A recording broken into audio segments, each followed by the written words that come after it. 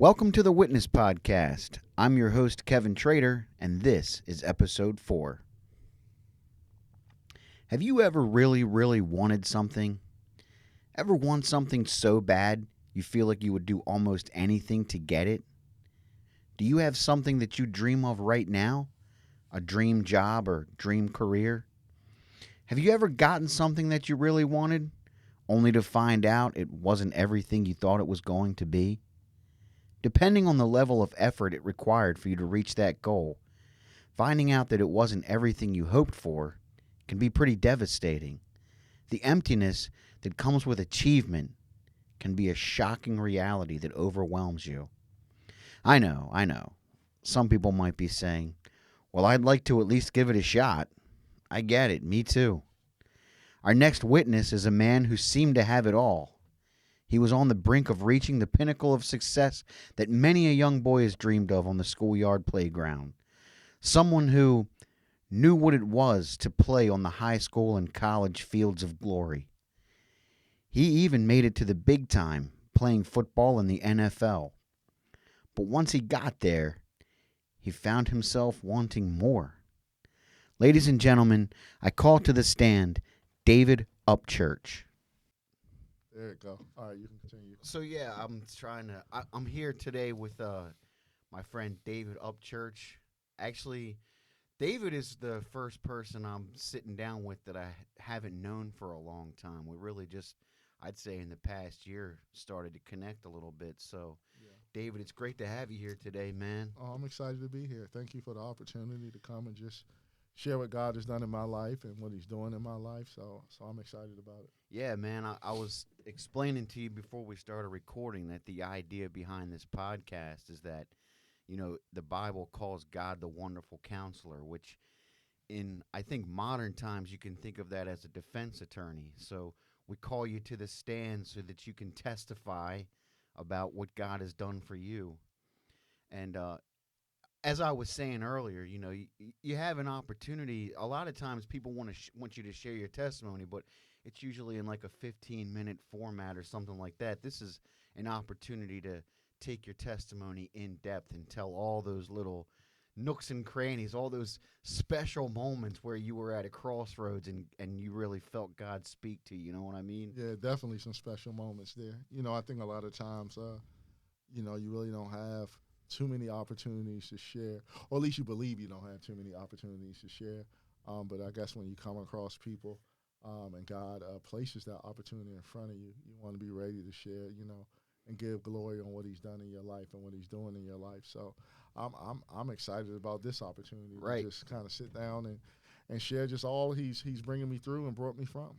Yeah, man, me too. I'm excited too, but for a little bit of a different reason because you were on my radar, but then I found out you played for the Pittsburgh Steelers. And Yeah. I was like, I got to get this guy. Oh here. yeah, definitely played football with the Steelers. Grew up playing football, got a scholarship to play at West Virginia University, and then went on and played for the Steelers a couple years. On the practice squad, which that is even a part of my testimony, and it's not for the reason I think people may believe. They may believe like, oh, your testimony is God allowed you to play football. I think it's more so that He kept me from, that life that comes with being a professional athlete. Not saying that if you're a professional athlete, you can't walk and do God's will. It's Right. just He knew my frame. Right. Yeah, Right. He knew what I needed, and he knew what I didn't need.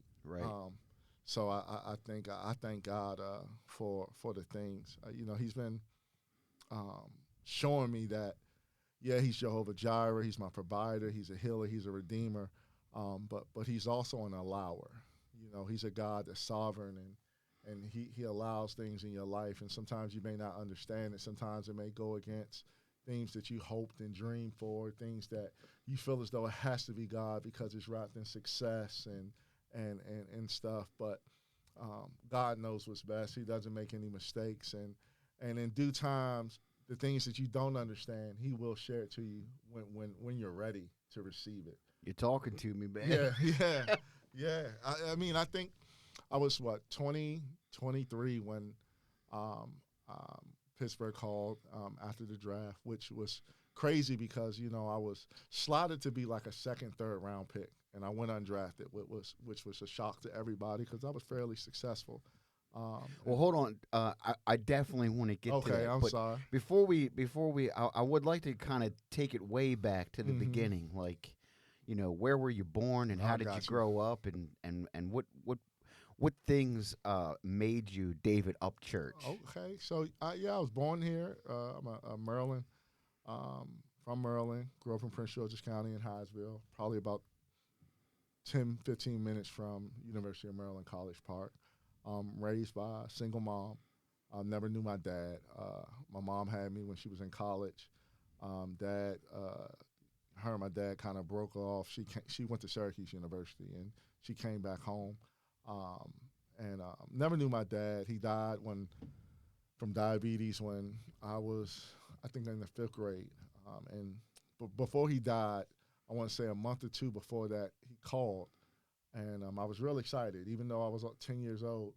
First time I heard from my dad, was planning to come see me at Christmas. Um, but Mom came to pick me up from school. And actually, my grandmother came to pick me up from school, which is weird because my grandmother seldomly drove. And I was just like, why you pick me up? Well, my mom ain't come get me back. She was like, well, you'll find out when you get home. Come home, my mom is just crying hysterically. And that's when she let me know my dad died, um, which I really didn't think it had an impact on me because I didn't know him. But, as time went on, even now, I have an understanding of that wound that was there, just not having a father in my life. So I was raised by my mom. She was she was a great mom, but we didn't have a lot. She worked for the Department of Social Services, didn't make a lot of money, had a lot of struggles, went through a lot of different things. But one thing she instilled with me was having a relationship with Jesus Christ. We was raised in the church, apostolic faith. A lot of fire and brimstone back there, though. Right. You know Yeah. what Well. I mean? Yeah. A lot of religion and not relationship. Yeah.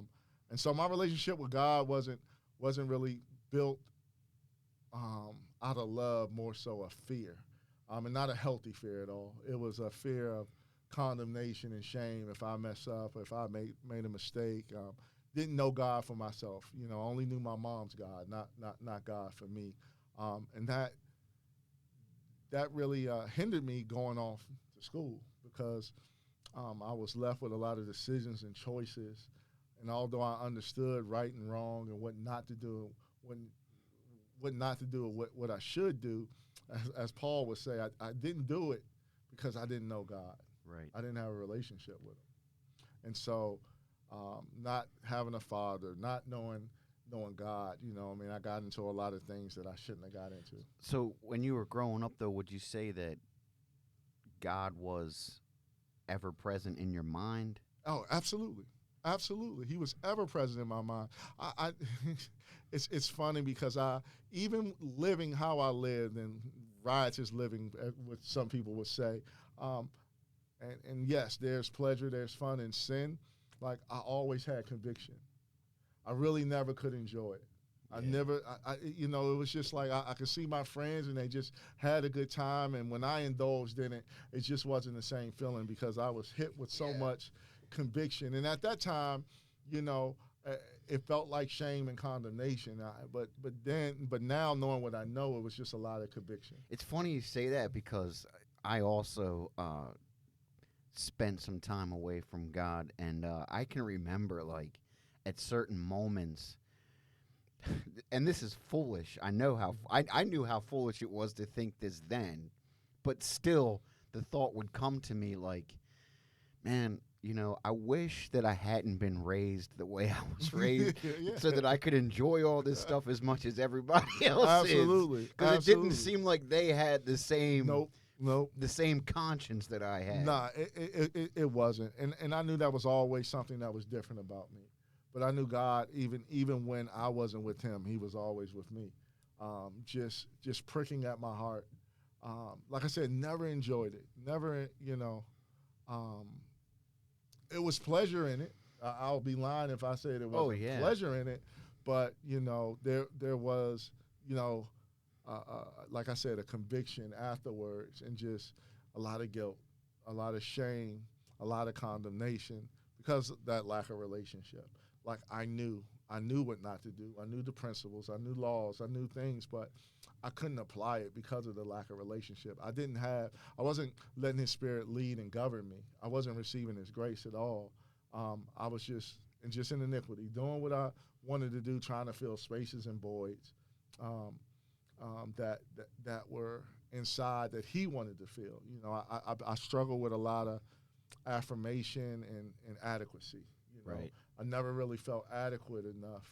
And I know that sounds strange. People are like, oh, you're a star athlete, this, that, and the Yeah, other. well, that's kind of like that father wound, Yeah, man, because yeah. your dad is the one that gives you that, Absolutely. you know, the guy that he's the one that pats you on the back and says you're doing good, boy. Yeah, You know yeah, what I mean? absolutely.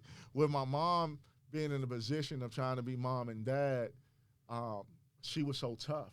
And it was like, you know, I was a very smart kid, did real well in school. I was class clown, just Right. trying to, and but it's just like, oh, you got to be. Why didn't you get an A? Or why didn't you this? Like, it never was enough, and never had an affirming speech or thought towards the things in which I'd done. Like, oh, I got a full ride, but you didn't do this, Right. or and you didn't do that, and like you said, never had a father to affirm and be there to say, you know what, son, I'm proud of you. You know, just keep striving, keep pushing. So when that void is in there, when that wound is there, it's hard to even build a relationship with a God that you can't even see. Yeah, right. Yeah. So So, do you remember having any early church experiences where you did feel that closeness oh, and you did feel like there was a call on your life, like oh, it? absolutely,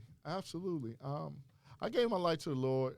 Well, I dedicated my life to the Lord when I was a teenager. I was about 13 years old when Okay. I responded to the call and was filled with the Holy Spirit. Um, but even at that time, by it being a gift, you know, and God knew my heart. And so, it's like, okay, here's my spirit to help you, but I never allow it to govern and lead me. I had moments where, you know what I mean, I talked to God, but it wasn't out of love. It was more out of fear. So, it's 13. Was that the first time you felt the pull on your life, or? I would say yes, because I believe for me, I felt it was so forced. I had to go to church, and Right. back then, like, I mean, this is in the 80s. We went to church come hell Yeah, or high water back then. hell or man. high water, Monday, Tuesday, Wednesday, Thursday, sir. every service. I mean, my mom would pull me from football games, and I ain't understand it, at that time. Pull me from practice or whatever. Like, we constantly was in church. You had to be in the choir or usher. And I mean, for me, uh, that almost created a little bit of resentment. Oh, absolutely, absolutely, absolutely. A resentment, a bitterness to see God not how He truly is. Yeah. I didn't know His character. Yeah. I only knew Him as a title and what it stood for and what I perceived it stood for. And there was, like I said, no love, no relationship. But at that time, when I was 13 and the message was poured forth, something was pricked in my heart to go down. And that's when, I was baptized and filled with His Holy Spirit, but still didn't have understanding, Right. true understanding Right. of what. It was just trying to stay out of hell. Yeah, Yeah. yes. I don't want to go to hell. Right. I don't want to go to hell. And so this is what I need to do. Or I don't want to be left behind. Absolutely. No left behind. I gotta repent and be baptized. Every one of you in the name of Jesus Christ for the remission of sins, and just kind of miss out that whole process, the sanctification process, the process of building a relationship and being a new creature. And understanding really what that was. In saying that, I always like to make, I'm not in any way casting shade on my leadership at the time. Mm-hmm. Just for me, the message of grace just didn't get through to me. No, not I'm at not all. saying it wasn't taught or preached, Yeah. but I wasn't hearing it. So I just want to make that point. Well, I wasn't hearing it in my recollection. If I can really go back, I don't really remember it really being preached as much, more so than doing the do's and don't do the don'ts. Yeah. And, just following in line and that grace and really understanding what that was, that I needed that. I needed that power to do His will. I needed Him to work in me to will and do of His good pleasure, and nothing could be done on my own. I did not understand that, and did not have someone pull me over to help show me that. The church I went to, which I thank God for, Is but that church still around? no, it's not. Our pastor passed, and it was a family church, and it kind of split off. Okay. It's kind of still around, but it's not. Right. It's in many different pieces.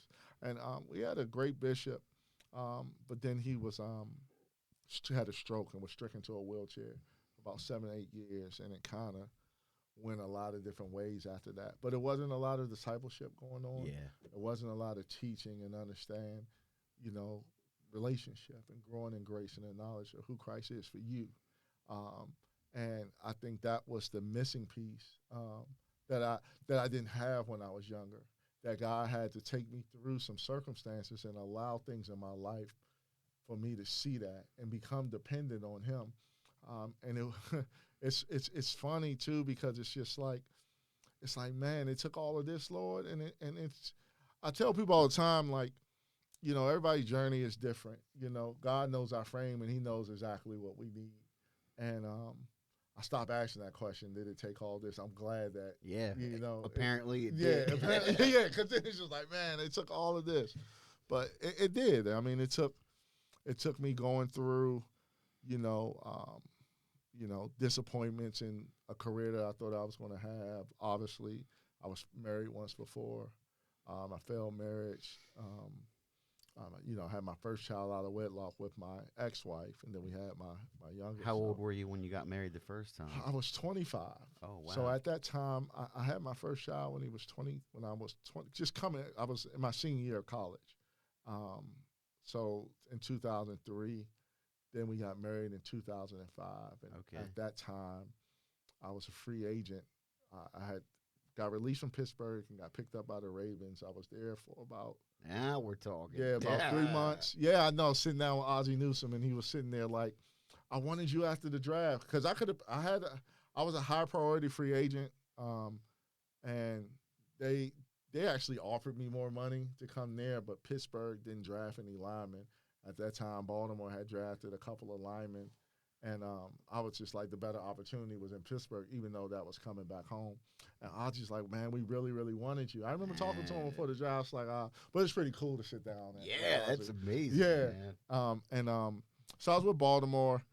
They had some injuries, so they kind of like, oh, you were the last who brought in, so we had to let you go. So that was mid-season. Then I went to the Chargers for the playoffs. Got married that July of 2005, and at that time, it's crazy to be a full transparency. At that time, like the day before my marriage, I found out that my soon-to-be wife was cheating on me. Oh, wow. The day before, we still got married the next day. And I always tell myself, I was like, Lord, you was giving me every way of escape, but I wasn't listening. Was she of like faith? No, not at the time. Not at that time. She knew the Lord, but didn't, have a, strong background or foundation in it. Now, once we got married, she gave her life to the Lord, but it was just so many different wounds just from that. Couldn't. Yeah. It just didn't last. That's hard, man. It is. It's very difficult. It was very difficult. I didn't want it to end just because of, like I said, I was still rooted in that fear. Like, I can't get a divorce or this, that, and the other. And there was some infidelity that went on there where I had the right to leave. But, we had 2 children at the time. But eventually, it went on. And I kind of struggled with that because I was just like, well, Lord, I'm like, can I get married again?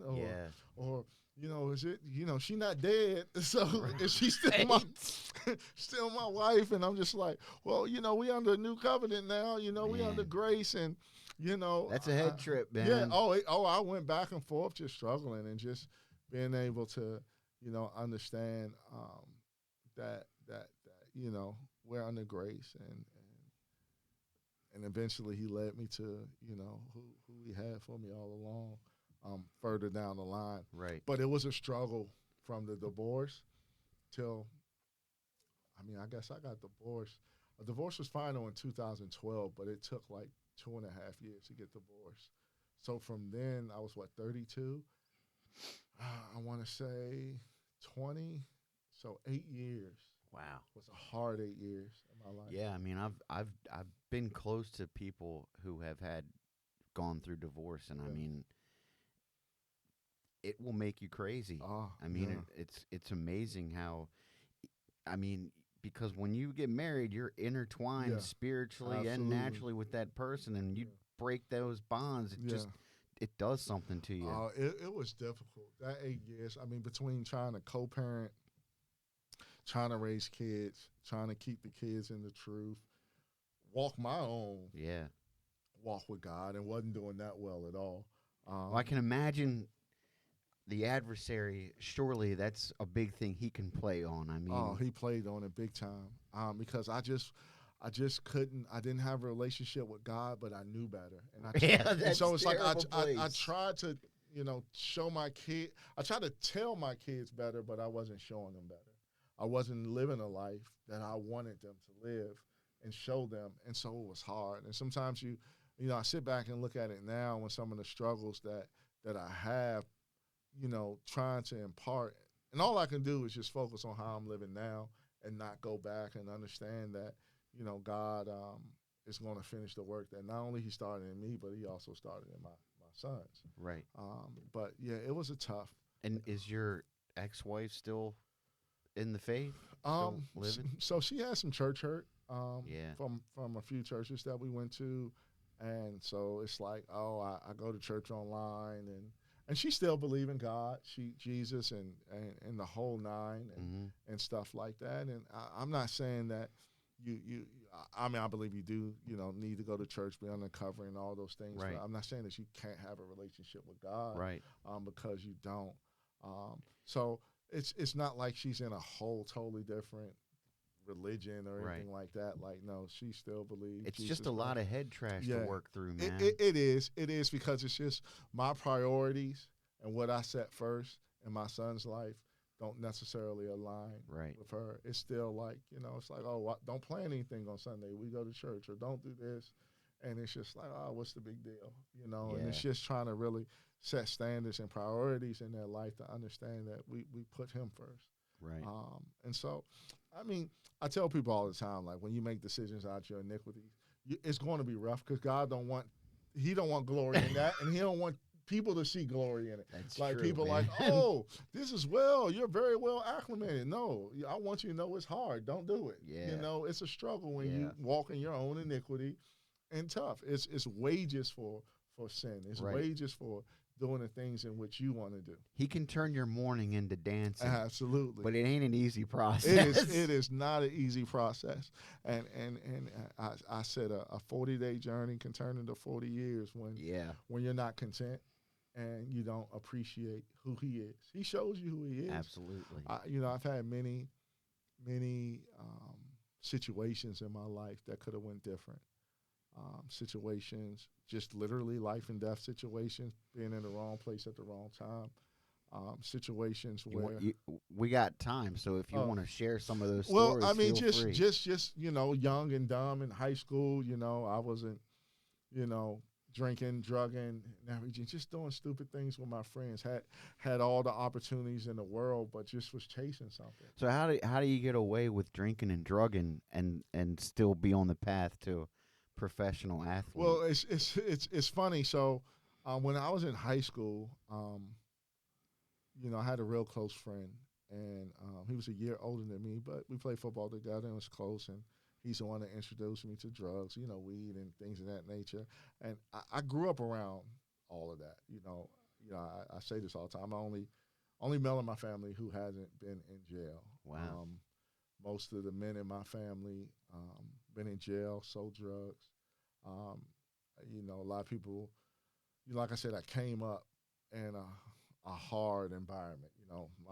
My house was raided multiple times. My uncle, who was like a father figure to me, but he was a big time drug dealer in the area. So it was a lot of things that went on, in our life, but kind of stayed away from it. They kind of kept me away from it. So did you stay away from it because of because of your fear of God, or did you stay away from it because of your dream of being an athlete? I think it was a little bit of both. I knew it was wrong, and I wasn't going to go that route. They weren't going to let me go that route, but it's also I knew I had so much more. But the funny thing is, though, that's why when I look at my sons or any other youth, I'm like, look, I can understand how you can be stupid and naive because I definitely was there. Like I dibbled and dabbled in it, when I was doing drugs, weed, wanted to sell weed, all this. And it's just like, what are you doing? You have a whole full scholarship coming up. You're a top athlete in the state and the country. What's wrong? Yeah. But at that time, I didn't know that it was a wound. I was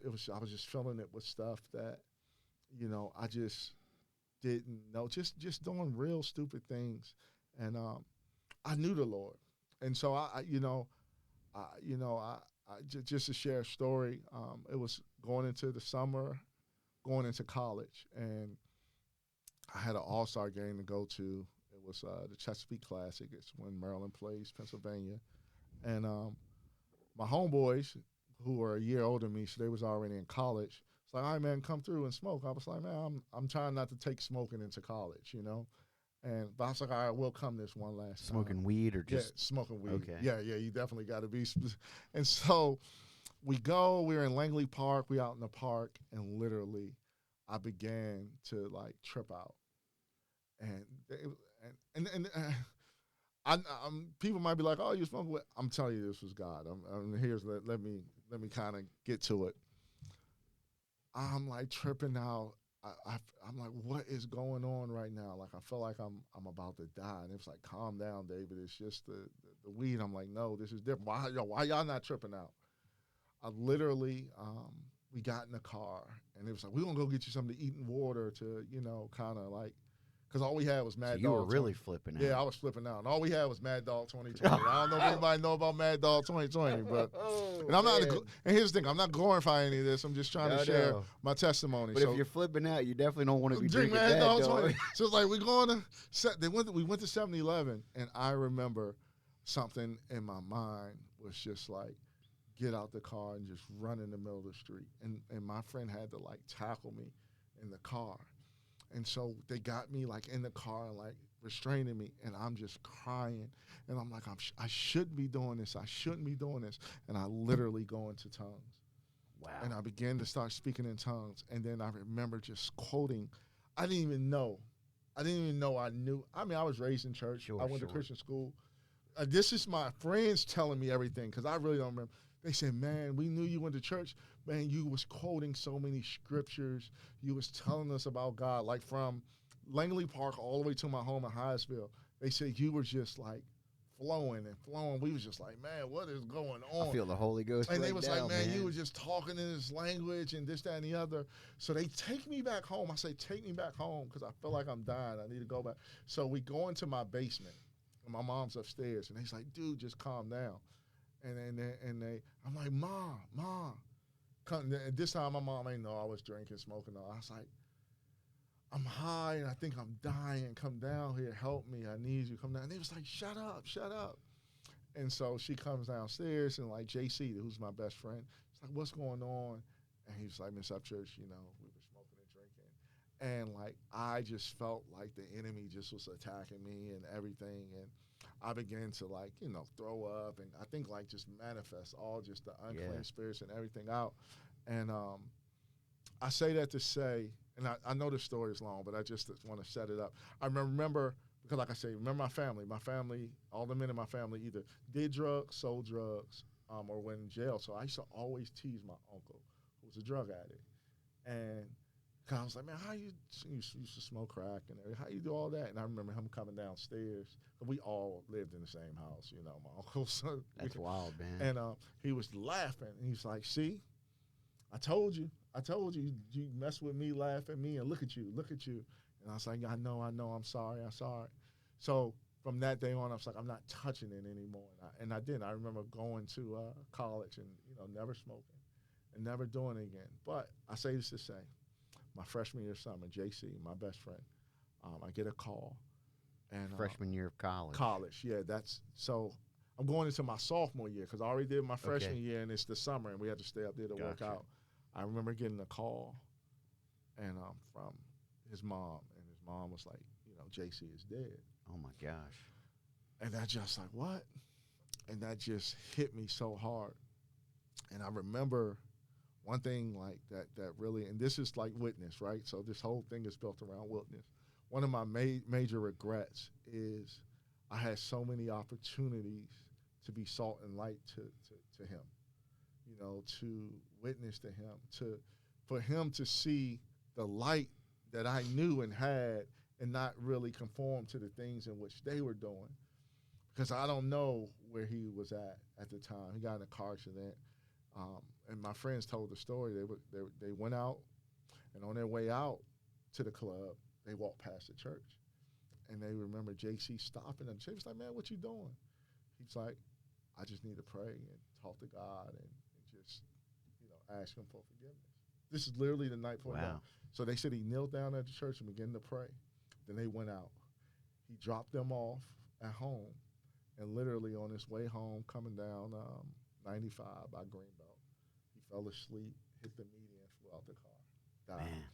And then his mom was a nurse, and she was at work. And they literally, my gosh, man. they pulled him in, and she was like, oh, my God, this is my son.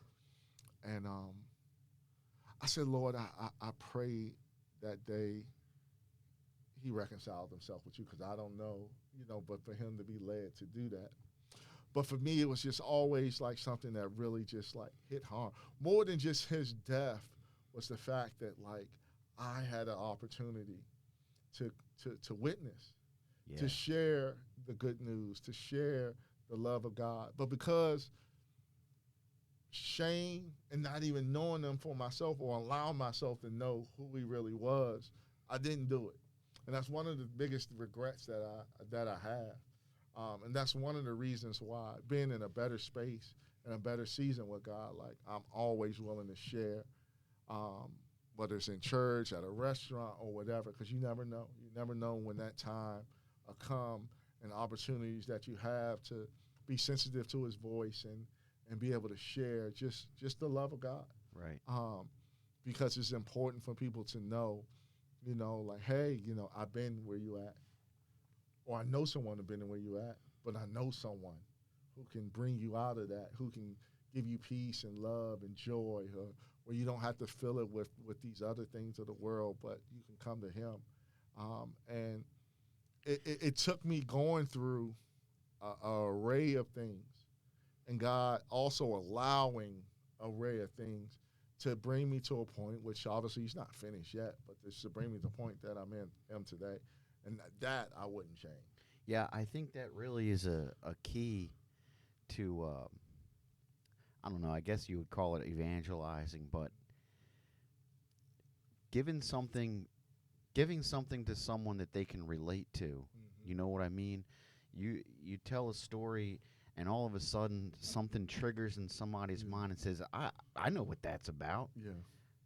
I didn't think I could get through this, but you got through it. Yeah. So maybe there is hope for me. Absolutely. That's kind of the idea behind this podcast, is like somebody will listen to it, they'll feel like no one understands what I'm going through right now. Yeah. And then they'll hear the story of someone that's going through a like circumstance and say, oh, wow, I'm not the only one that's dealing with it. Absolutely. In a lot of my struggles, coming to a church like Antioch, you come to the services, you come to the church services, and you feel like you are the only person struggling. You're like, everybody got it together in here. People are bouncing around in the altar, and you're hearing the amens and the hallelujahs. Absolutely. And man, you just want to go somewhere and cry, But you see the liberty. You see the liberty, and you're just like, oh, they must got it all together. Right.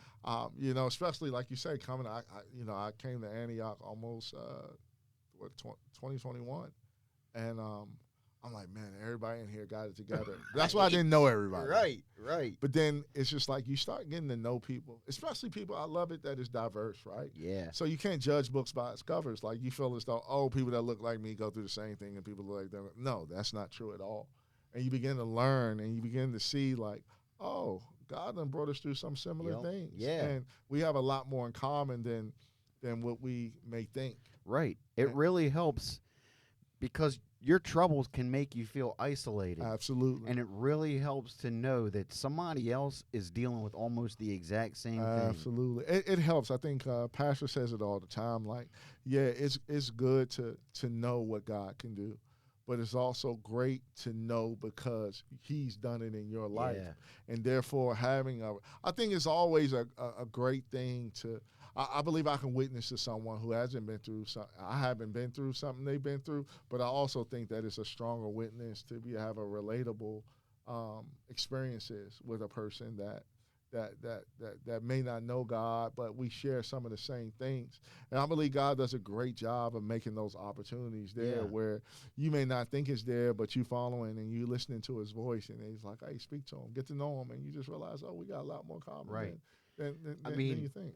That's what I love about the characters in the Bible that God uses. Yeah. They're all pretty relatable guys. Yes, they are. I mean, you think about even somebody that sometimes you might look at and think this guy was perfect, like Joseph. Yeah. But obviously in the beginning, he had a pretty big ego he had Oh, to deal yeah. with. You know what I mean? He was Absolutely. his dad's favorite and all Dad's this. favorite. You know things. I think sometimes we take the humanity out of people God used, and it's just like, oh, kids know when they're their favorite. And it's an air about them when they are the favorite. And you think about Joseph, like even after he interpreted the dream, he was still there for another 3 years. Obviously, God knew God that was working it out. Yeah, man. some things that had to be worked out in him. Right. I mean, we talk about it, but even like with his brothers, like it was a wrestle. Absolutely. It wasn't like it was just like, oh, hey. He sent them back twice. Yeah. He could have easily said, it's me, Joseph. Like, Right, nah, I'm going to let y'all see what this is all about. Then see if they figure it out. So, I mean, trust me, it was some things in Joseph. And I think that's the thing in which I think Pastor did a good job even explaining the whole Job thing.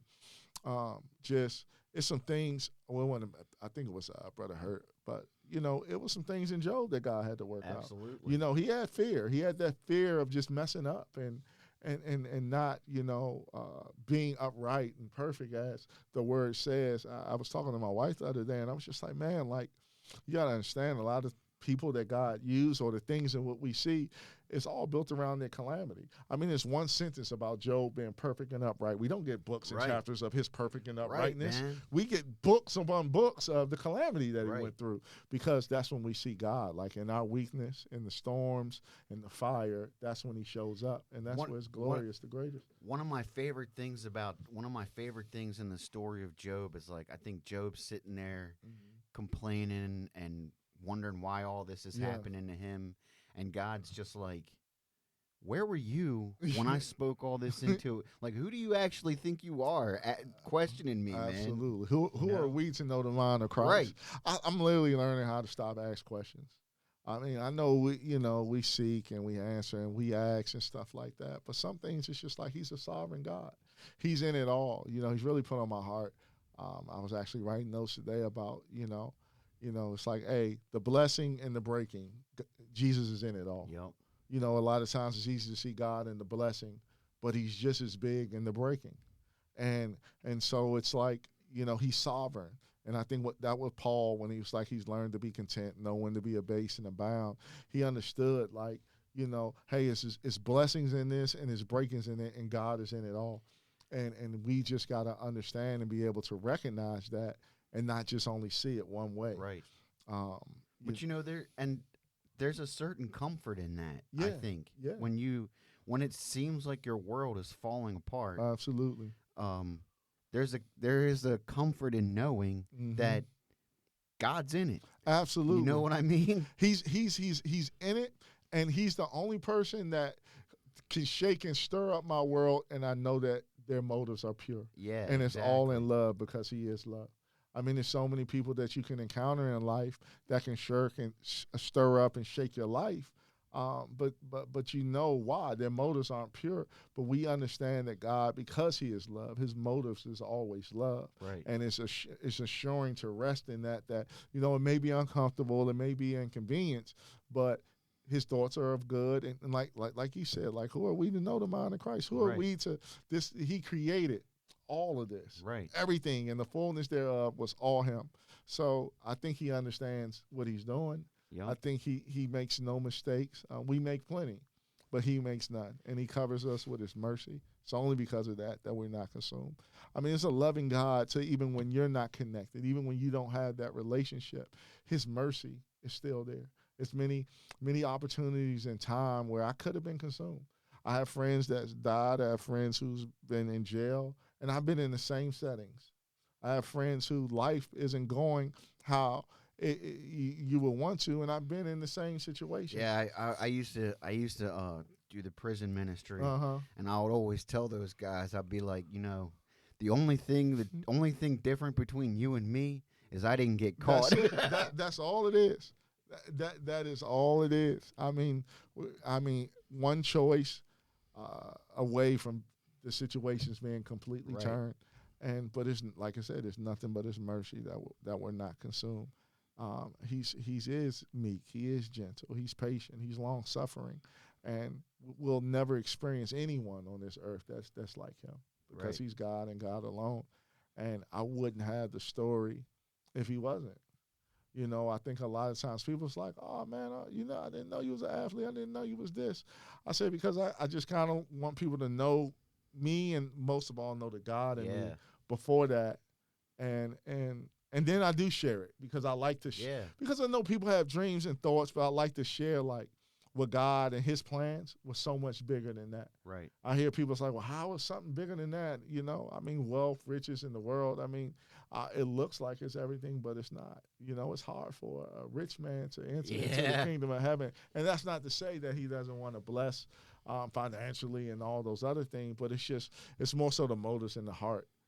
With people who value that, who puts that before God, who sets that as an idol, and we can do that with things, not just with money, but careers and just having that. And I just like, Lord, just continue to decrease me so He can increase in my life. So taking it back to your story, Mm-hmm. would you say that your football career was an idol at a certain point? You know what? I don't never think it was an idol because it's funny because people's like, how could you walk away? Like you could have just kept playing. You could have, figured it out. But it never. I never. I love the game in regards to the game, but I never really had love for the game. Meaning like it did not control me, and I believe that was God though. Okay. I believe that was 'Cause, God. like you hear stories of professional athletes, like Tiger Woods would be out there Yeah. driving golf balls until he Yeah. had blisters all Yeah. over his hands, and Mm-hmm. um, Tom Brady he basically formed his whole life around playing football. Yeah. So for you, that wasn't the case. Nah, it wasn't the case at all, and I believe that was just His mercy. Was it a dream that you had to play professional I football? did have a dream to play professional football, and I believe God allowed me to do it because of His love. Okay. He knew. Man, that's cool. That's just what I tell people all the time. I was like, He know my frame. He know, like, look, I'm gonna show Him that, like, yeah, I gave you that ability. I put you there, but it's not for what you think, because me playing football opens a lot of doors. It sets up a lot of conversations, especially for a lot of young people that I work with. And it allows me to then come in and be able to share, like, it's things in this world that's so much bigger than the things in which we see. Because the things we see are obviously temporal. We chase dreams and goals, and there's nothing wrong with having a desire to want to be successful. But what are you seeking first? What are you prioritizing? Are you putting God first and allowing Him to add all those things?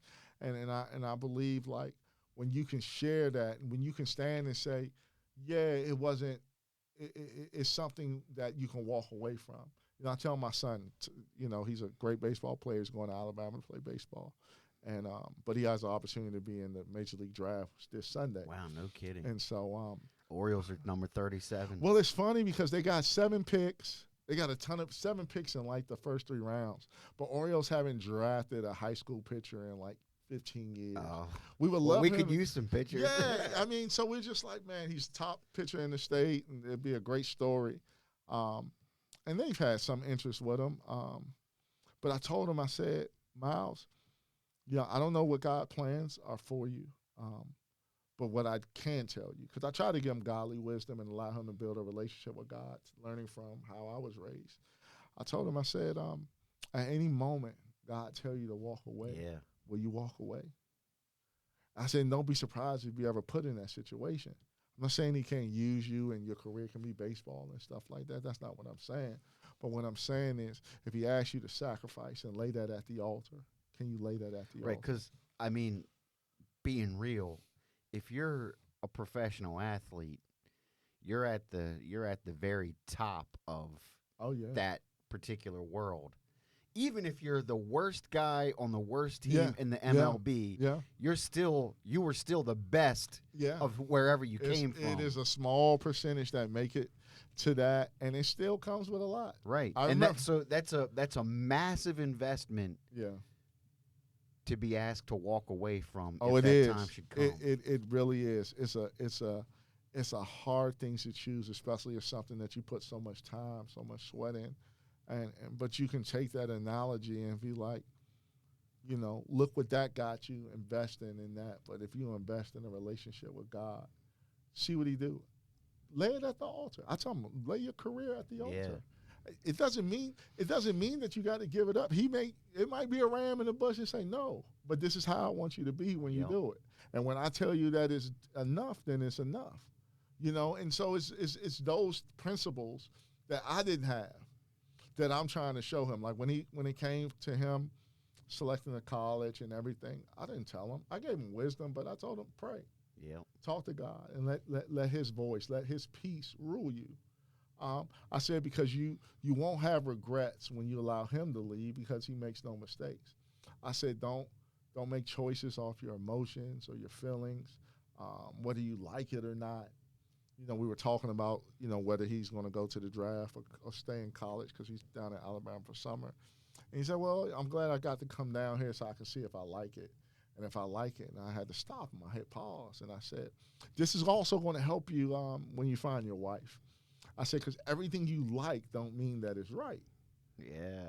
I said, "Because most of the time, your wife is to get you right, not that you." I like my wife and I love my wife, so I'm not saying that. What I'm saying is, it's like, don't let that rule you. No, your wife is going to challenge you Yeah, in it's ways going to didn't challenge know. you in ways she's going to know. That's going to make you better. Yeah, that's going to make you better. And things that make you better, just like medicine or anything, doesn't feel or taste good all Right. the time. Right. So you can't let the emotion of, well, I like it.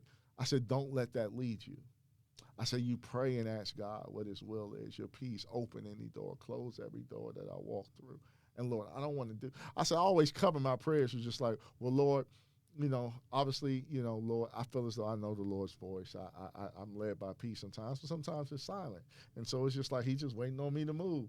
I'm like, all right, Lord, when I'm going to move, I don't want to be out of your will. Yep. So you'll shut this door if it's not. And then we just keep it moving. There you go. Because He just want to know where your heart is and where your stature is. So I'm trying to teach them that because I wasn't taught that at that time.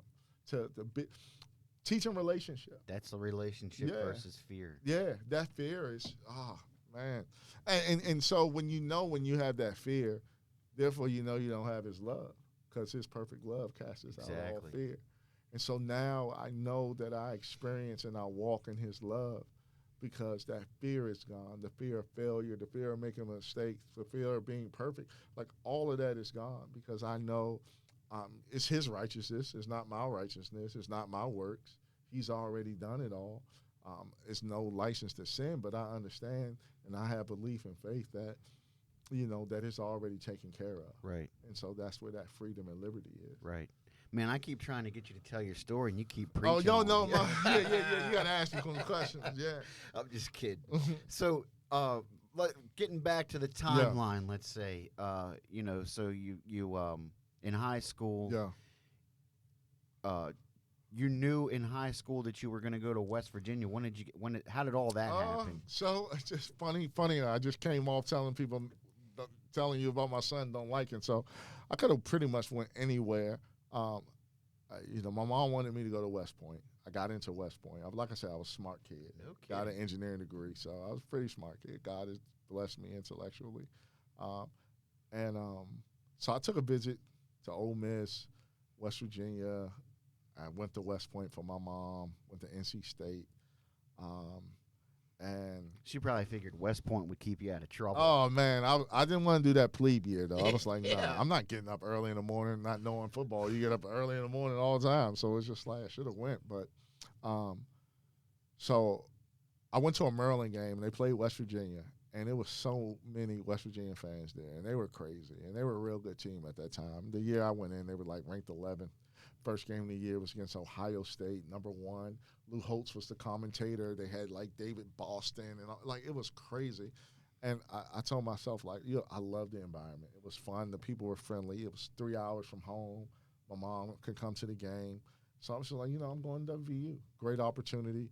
And had a great time, if I speak in the natural. You know what I mean? It was fun. Met a lot of people. Had great coaching. And I grew up a lot. I grew up a lot. Like I said, I had a lot of situations and opportunities to grow in my faith, and just really learning like who I was and who I was in Christ, and what type of man. Were you I was going to gonna be. church there out there?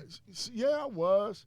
They had some church that was at the campus when I could, and then we had like for football, like because we did stuff on Sunday, so we would have like FCA.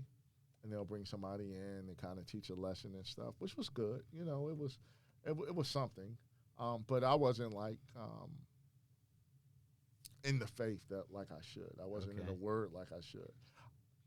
I think I had a better relationship with God because I was learning about him and growing with him. I talked to him more. I talked to him like we're talking now. It wasn't like this super spiritual thing. But just when I was choices and mistakes, I would talk to him. Didn't understand, like, Lord, why am I doing this? And just really finding who he was and who I am, and just going through just so many different, like, ups and downs, in and out of relationships. Like I said, just found myself just doing things that was really out of my character. Like, you weren't raised like this. Right. Had a hard time coping with the death of my best friend. Yeah, like I literally almost flunked out that fall. Wow. I just didn't do anything. I just didn't care. I was real mad at myself, mad at God. Kind of woke up out of it afterwards. God brought me out of that and starting to get myself back on track. But it sounds to me like you were staying away from the partying and the alcohol and all that. No, I wasn't smoking. Still a little partying. But I still was doing things that I wanted to do. Like, when I went into college and people didn't know this, my mom didn't know, but she knew because of the fear. Like, I still had my virginity. And people was like, oh, you superstar athlete, you had your virginity in high school? I thought you would, this, that, and the other. Just full transparency. I like sharing that. Sure. And telling people, I just try to be real, Well, yeah, I mean, that does seem like an obvious yeah, people like, oh, thing you that probably you wouldn't have. Yeah, and so, and like I said, when you start opening that door and you get into fornication and all that, like you said it earlier, like you start opening yourself to spiritual connections and ties, that illegal ties that shouldn't be in. Right. And it brings in like anxiety, fear.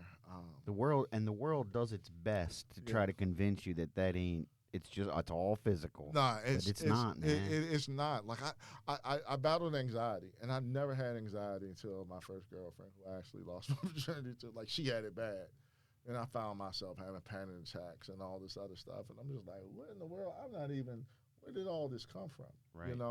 And not really understanding, knowing that there was a spiritual world, but I was still a babe, like not really knowing. I'm like, look, you're opening portals, you're opening doors for.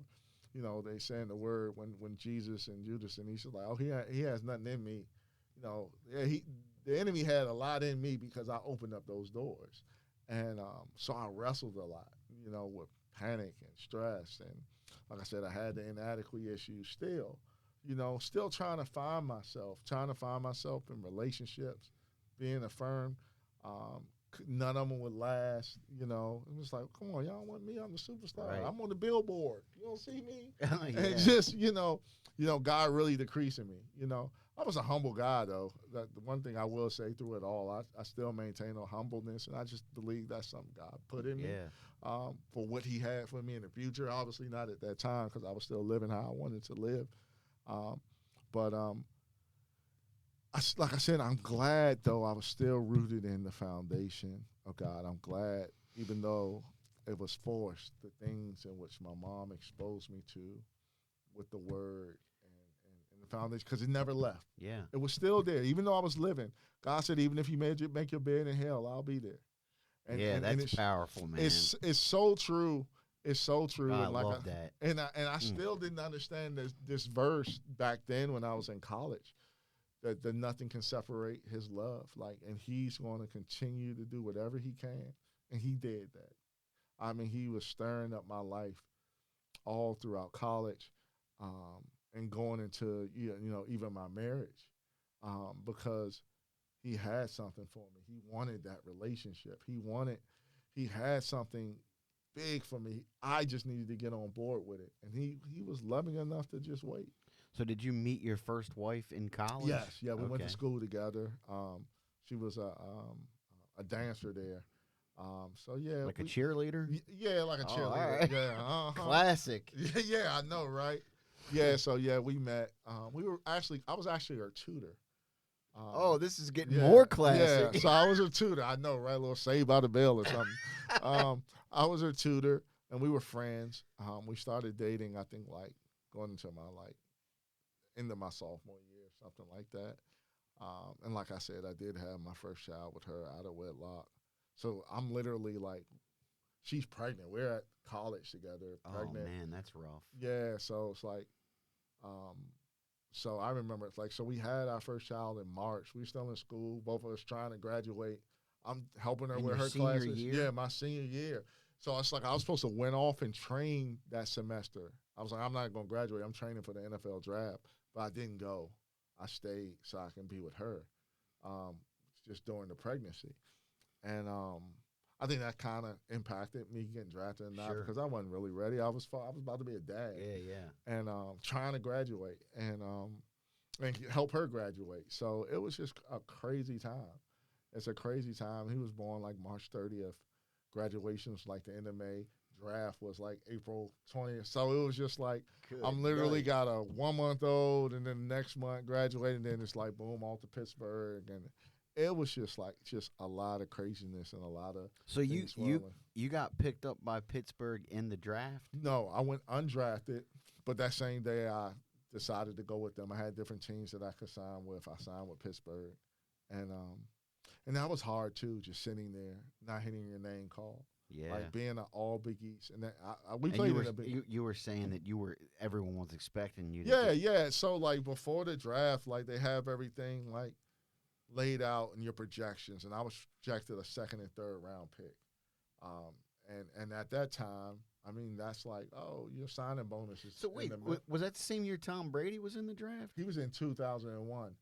Okay. My first I forgot who was the number one pick, but like I came out with like Troy Polamalu Oh wow. and all of them. So it was like, my agent was just like, man, like I don't understand how you're not getting drafted. And I thought I was going to get drafted. They called me to draft the Giants, like, hey, we're going to pick you up in this round. Pittsburgh was like, yeah, we're going to pick you up in that, but this thing changes depending on the picks. And like I said, I just went on to be a high priority free agent, which was kind of disappointing. And I was just kind of like, what is going on? And I remember my mom telling me, she's like, Dave, God already told me. I had a dream, and God already told me that you're not going to get drafted and you're not going to be in the NFL long. And I said, I rebuke you, Satan, in the name of Jesus. At that time, I was just like, there you go, controlling this, that, and the other. And she was like, no, God just has something bigger for you. And she actually told me this before the draft. And I was like, nah, that's not true. That's not true. And but didn't get drafted. Um, but went on to Pittsburgh. And the crazy thing about it is like, I went on, had a great camp, great preseason. Actually made the team.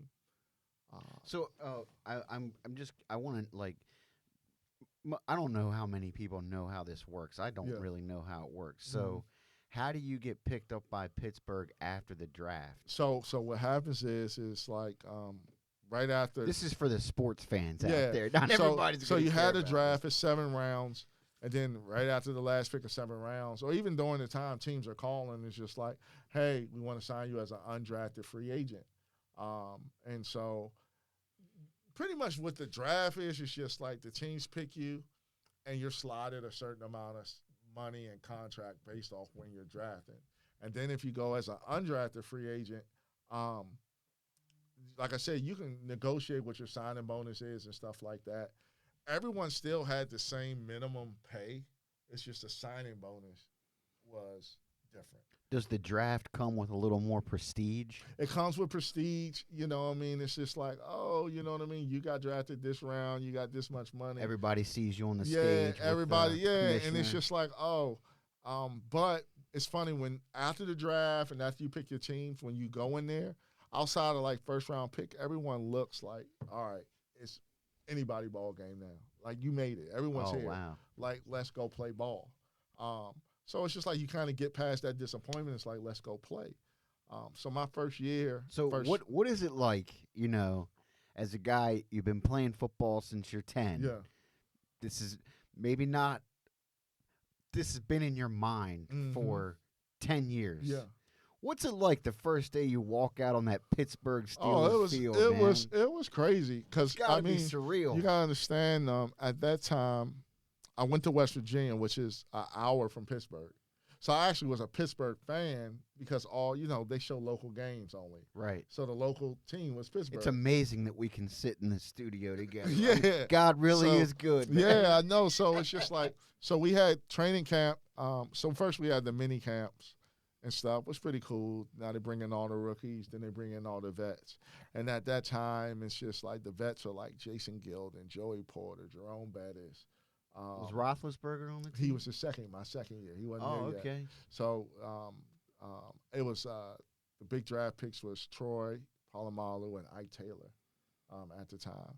And I remember taking Ike down to West Virginia where he actually his baby moms went to school with me. He met this girl down when we went. And his son is playing football at Alabama, so I'll probably see him when I go That's down. cool, My son's man. in Alabama, but yeah, it's an unreal feeling because these are people that you watched on TV playing. It's just like, oh, now I'm in the locker room with them, which was so cool. And one thing I liked about Pittsburgh that all their veterans, or these superstars, like were the coolest. They were down to earth. They treated you like you would think they would have an air about them because they're like big time. I mean, Jerome Bettis, cool. Like, he was amazing, very friendly. I remember being out at the Strip District, and he's, like, riding around in his limo, and he's like, hey, Upchurch, you good? You need a ride? You come get in the limo and make sure you get home because we don't drink and drive, this, that, and the other. I was like, nah, I'm good, this, that, and the other. That's so I'm cool, like, yo, man. even though he's my teammate, I'm like, yo, that's Jerome Bettis. Like, actually, I'm cool. So it's like, stuff like that is, like, amazing because, that's the bus. So he's a Hall of Famer. Right, man. And then, like, my favorite player growing up actually was a Pittsburgh Steeler. Was Greg Lloyd. That's why I was number 95. I love Greg Lloyd. Like, he was ridiculous. But just the history in it all. Obviously, I didn't like Pittsburgh because they was our rival. And so it's literally like the facility, you had the Steelers, and adjoined to them was Pitt Panthers facility. They shared the facility, and they shared the field, So it was like, oh, I'm over here by Pitt because we can't stand Pitt at Morgantown. Oh, you mean the college? The college, yeah. Okay. But so when I came, and so it's funny because it's like you see people that you played against in Pitt, and they be like, oh, like Larry Fitzgerald and stuff like that, because we played against them at West Virginia. And so it was just amazing. It was, I would say it was great being on that team. Everyone was down to earth, very friendly. And like I said, my first year, I had a great camp, great preseason. I remember my friend watching the game, like I had a big sack and tackle. And he was like, oh, you going to make the team. Who'd you sack? I can't remember the quarterback. We were playing against the Eagles. It was like a third string. Oh, okay. Oh, I'm going to tell you a funny story, though. Like, it was a preseason game. We were playing the Cowboys. And normally, you have your starters to play a certain amount of time and then second and third string. So at that time, I'm rotating between second and third string. In preseason. And so, like, the first stringer got hurt. And we're playing against the Cowboys. This is like the first quarter. So Cowboys had this guard, a real big football fan. His name's Larry Allen. He's one of the biggest human beings I ever seen in my life. His hands, everything. And the coach looking at me and he was just like, I would send you in there with Larry Allen, but I know you can't handle it. I'm like, Coach, send me in there. But in the back of my mind, I'm like, yo, Larry Allen, like he's an all-pro Hall of Famer, Right. Cowboy O lineman or whatever. And it was kind of like so exciting to be able to have the opportunity because I also was a Redskin, well, now Commanders fan. So obviously I know everybody with the Cowboys. Yeah, of course. I couldn't stand them. But it was great. It was a great experience. Making the one disappointing experience I had. So, like I said, my first year, like, after camp, and you go through cuts, and I'm making it through every cut, and the weekend of final cuts is always the first weekend of college football. So most people go back to their alma mater to watch the football game, stand on the sideline. You big professional football player, Right. So I'm at West Virginia, and one of my teammates is actually on Pittsburgh with me. His name Corey Ivy. He was a receiver, and I'm just chilling, and I'm like, yo, I didn't get the call yet. I think I made the team. I'm so excited. And so we just sitting there. So Corey was like, man, they just called me. I was like, man, my bad. And he was like, don't worry. They told me to tell you. They come with me. So I'm crushed because I'm like, what is going on? Because we were getting close to the deadline for them to have to make their cuts. I ain't heard a call. So I remember coming back to Pittsburgh, going into Kevin Colbert, who was the GM at that time. And he looked at me and he was just like, he said, man, you made the team. But I was like, oh, what you mean, but? He said, I just want to, actually, my first conversation was Bill Cowher. And Bill Cowher told me, he was just like, man, you had a great camp. We really, feel as though you're going to be a part of the rotation, this, that, and the other. But we had some things going on. I want you to talk to Kevin Colbert about That's it. got to be wild, though, to have a Super Bowl coach, Oh, yeah. Hall of Famer, Oh, yeah. having this conversation. Oh, with absolutely, you, man. absolutely. I mean, come on. It was definitely gratifying because he was well respected, my coach. So I go in there with Kevin Colbert, and I'm just like, he was just like, yeah, you made the team. So you try to make what they call the 53-man roster, which is the active roster, which comes with the, more pay than the practice squad. And people's like, oh, what's the practice squad? It's really just like third string. Like in the NFL world, everybody consider you a part of the team. It's just they give it that label because the pay is different. And so, but you got your playbook, game plan, and everything. Something happened during the week, you got to go in the game on Sunday. So, but he said, we made the 53-man roster, but something happened. Joey Porter was at Colorado State. He went to Colorado State. He went back for his alma mater. He gets shot. Oh, my gosh. I don't know if y'all remember this. This was back in 2002. He got shot. I think he got shot in his butt or his leg. It was a shooting at a party. And he was like, and we got to pick up a linebacker, a D-line linebacker, to replace Joey. So we're going to put you on the practice squad. And then as he get better, we'll see kind of what happens because you really don't know after that. And I'm just like hurt because all I kept, and I remember coming and we called Joey Posse. I'm sorry, that was James Ferrier. We called Joey Porter Peasy. And I was just like, Peasy, why you had to go back to your school? You cost me a whole lot of money not going back to school. And so it's like that was me in my voice. I wasn't crying or anything. But and so it's like, so I had to go on the practice squad. But I'm like, oh, I'm only going to be in here for about 4 or 5 weeks. They'll move me up. We went 7-9 that year. Didn't get moved up from the practice squad. Had a great off season, and excited. Like I'm coming in second string, competing with other guys. I was huge. I worked out. I'm like, all right, I'm gonna be on the active man this time. I already got a year in my system. Everybody know I get hurt in camp, so I missed a couple preseason games after I got healthy. They released me, and it's like, we'll bring you back though on practice squad, but they end up not doing it. And keeping a guy that they drafted, and that's when Baltimore picked me up after that. But it was very disappointing. Played 1 year with Pittsburgh? So 2. I always say 2 because I counted by camps. Oh, we counted by camps. So I had 2 full camps released and then went to Baltimore. I see. And I was with Baltimore for about 3 months, probably like 16 games. So it's like, I think it was like week 10 or something like that. They had injuries. It wasn't that it's just like I was sucking at injuries. That was under Brian Billick? Brian Billick, yep. And what people don't understand, like, it's such a business. Like, it's not like, oh, you're not good enough or you suck. Like, they gotta make room and moves based on injuries, schemes, who they're playing. So they'll shift the active roster, move people from practice squad to be able to build, because you only can have a certain amount of teams. And at that time, once you get 2 practice squad years, you can't be on the practice squad anymore. You got to make the active. They've changed the rules now. So, like, you can be a veteran on a practice squad and get paid more. And because of COVID, now instead of they had 8, now you can have like 15 or something like that. And then at that time, you couldn't get any, they call it accrued seasons that count towards your retirement on the practice squad. Now you can. So, like, if you played 4 years, you would have full retirement with the NFL. The average NFL career is 3.5 years. But see, I don't get any practice squad years counted. Now they count. Right, but back then it didn't. Right. Because I would have had 2, so I'd have had 2 of because each year you get a different level of the retirement. Right. But I say that to say the experience was amazing. Yeah. So did you play with Ray Lewis? Oh yeah. Oh, so that's when amazing, so man. this is the cool thing. He's about a Baltimore hero. Yeah. Bro. So this is the cool thing about Baltimore. So when I got to Baltimore, which was cool, I'm back home. I was staying out Owens Mills, and remember first, they were very welcoming, and like this is just like crazy because it was just like, I mean, Ray Lewis, Ed Reed, Terrell Suggs. Yeah, right. Oh my gosh, Terrell man. Suggs. Like, it was crazy. At that time, that was one of the greatest, best defenses. Oh man, it was unreal. At that time, what's my guy? Rex Ryan was my D line coach.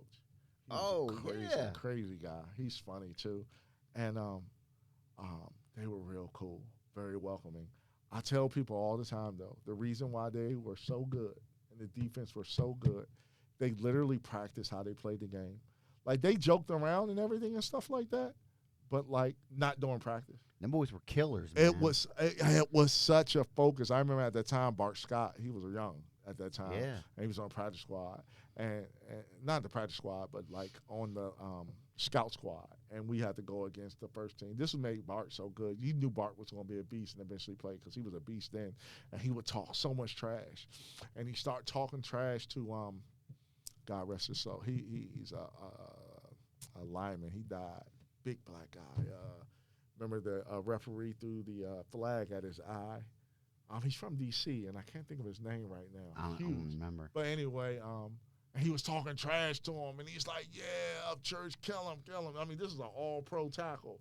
His son actually, Orlando Brown. Oh. Yeah. Yeah, okay. Yeah, and he had ALS, or his son has something like ALS. that. And he was just like, you better stop. Man, I was like, leave him alone. Like, he was a huge human being. He used to drive up in this big Rolls Royce every practice. It was huge. But anyway, and it used to be, they practiced so hard and intense. It was amazing. But what was great about my Baltimore year, it was Deion Sanders last year. And he was, oh man, he was you my were locker prime mate. time. Prime time was my locker mate. So Man, it was cool. that is neat. I try not to be a fanboy. I'm like, oh my God, my locker was here and Deion's was right here. So we talked cool, and man. laughed and stuff, and I was just like, yo, this is kind of cool. You know what I mean? Yeah. Deion Sanders, great guy. You know what I mean? Great guy. But Well, he always gave God the glory. he I did, don't know and what he's all about. I mean, even then he did. I know he does a great job, you know, being vocal about his relationship with God and making sure that the young kids understand that you need a relationship with God. You got to put him first. You can't do it without them. One thing I see in sports, especially in the collegiate sports now, is they're not as shameful and they're more vocal about God and their relationship. You've seen it at Ohio State football team. They were just like adamant about it's God, it's God, it's God. That's something I like about the Ravens. I mean, they're not afraid of it. No, not and at all. The new quarterback for the Commanders is really, man. He's Jaden Daniels. He's really vocal about it. I think it's just good, and I don't know where each person is. Right. I mean, but at least you know what I mean. You could come out and share, and it can prick whoever. It's a I lot think it's different from the days of No. Joe Namath Oh yeah, when it was yeah, all yeah. about Oh yeah, partied partying, all women, night and and all come that out other. playing. Totally different. Totally different. So I appreciate it more. You Absolutely. see it, and like I said, it's gonna be an end time harvest, and I think a lot of avenues are going to be used for it. Yeah, I So, believe that, man. yeah. So before we move on, Mm. did you ever play in an actual NFL game? No, outside of preseason, no. Okay. Outside of preseason, I never got in. And I tell people this all the time. I say, it's thousands of people that never get in either. Right. And it's thousands of people that play years and never get in and still play years in the NFL. I think it's more so, and I'm not saying this because I didn't get in, but it's such an honor and privilege to put on the helmet and make it to that level. Absolutely. Because a small percentage even get that opportunity. And I'm grateful and thank God for that because, you put so much in it for that to be your end goal and having an opportunity to do that is great. And I believe that, like, if it was in my cards, it would have been in my cards. Well, the way you have described it to me, as far as because from an outsider's perspective, it's like if you don't make the team or if you don't play in an NFL game, you just weren't good enough. But the way you're describing it, it all kind of boils down to the team's needs. Goals and needs. Yeah. And really, as far as you're concerned, that's the hand of God. Absolutely. And then it's also a business. And so you draft a guy and you're paying him a certain amount and he might not be performing, but because you paid him, he has a longer leash. And you've seen it all the time. Like, I've seen people that was like playing or in there, it's like, yo, you shouldn't be here. You know what I mean? Like, you're here because of money, alma mater, connections. You shouldn't be on that field, but what can you do? Right. And so people got to understand that it's a business, and they try to leverage it as best as they can. And we're just commodity. We're just pieces that they move around. I mean, you look at like NBA, like they got to trade the same value that you get. So it's like they got to put pieces together. So if this is $10 million in contracts, they got to get $10 million in contracts. So and it's like you could be the best linebacker on the field, but if you're not the right piece for these plays, then you're not going to get absolutely. We had a player in Pittsburgh, Kendrell Bell. He would knock your head off. Like, knock your head off. He was so, like, athletic, explosive, powerful. Scheme-wise, he couldn't do it all because, it was missing a little bit. But athletically, in football, he can play. But when you don't fit what they're trying to do, we got to put somebody else there. Even though he might not be as skilled, but he works better in the scheme in which they want to do. Right. And so I think that's where, people don't understand the game in that point. It's so bigger than just what you see on. It's so much bigger than what you see on. No on doubt, Sundays. man. It's. I really appreciate. We've taken a little bit of time on this, Yeah. and I apologize to the non-sports fans, but I really appreciate you giving us a peek behind the curtain on all that, man. It's pretty neat. It's not often that you get to sit down with somebody with that experience. It is, and I tell people, I say it's a great time, great experience. You learn a lot, and you see a lot. It's funny because you'll see, like you say, young people, 22, 23, and you see older people that got families. It's a weird dynamic because it's just like, you're playing this sport. It's a high-paying sport. It's high visibility and stuff like that. And you got people from different walks of life running their life completely different. You got people in the locker room who's like, I just want to party. And people's like, look, I can't wait to go home to my family. Yeah, that's wild. You got people that's talking about the next car they're going to drive. And you got people walking around with portfolios saying, hey, invest in this. It's just like, it's cool. It's cool. It's cool. But it's just like, man, this is different. I tell people this too, just kind of tie everything that we're talking about. Like we would go out and literally like, oh, you play for the Steelers. It don't matter, practice squad, starter, second string, third string. The access and the availability of anything is there. And that's a scary thing. Oh, I'll bet. It is a scary thing, especially when you're trying to walk right. Yeah. And if you don't have God in your life and you're not leading on that grace, and even if you do, it's still hard because anything. And when I mean anything, I mean whether it's access, whether it was woman, whether it was whatever you want, it was just there. It really was kind of surreal. Like it's just like life's not supposed to be like that. It's like you need restrictions. You need this, that, and the other. Right. It shouldn't just be yes. It shouldn't just be okay. Um, and it's kind of scary. You know what I mean? It's kind of scary, but it definitely, especially when you're young, you're coming in, you're 22, 23 years old. How do you really handle that? You know, No how do you doubt. handle that? I tell people that it's not for everyone. And it's a lot. It's not for everyone. You see a lot of things. People, it's a culture there that's not conducive of lifestyles that obviously we agree with, um, and so it's a lot of things that you can fall into with that type of job or career. No doubt. No doubt. So So, moving ahead, like, I guess, what was the next step? Like, how did you get out of that? What was God doing in your life at that point? I think everything was stirred up. I was like I said, 2005 was like December 2005 was in the playoffs. At that time, I was with the Chargers. They lost in the playoffs. Daggone third round kicker missed the kick. It was crazy. They get you in the third round, you missed the kick. I was like, God, because you get playoff checks each check. So I was like, God, you messing up everybody's money. So left them and had an opportunity to go to NFL Europe. That was another league that they had at that time. Didn't want to go.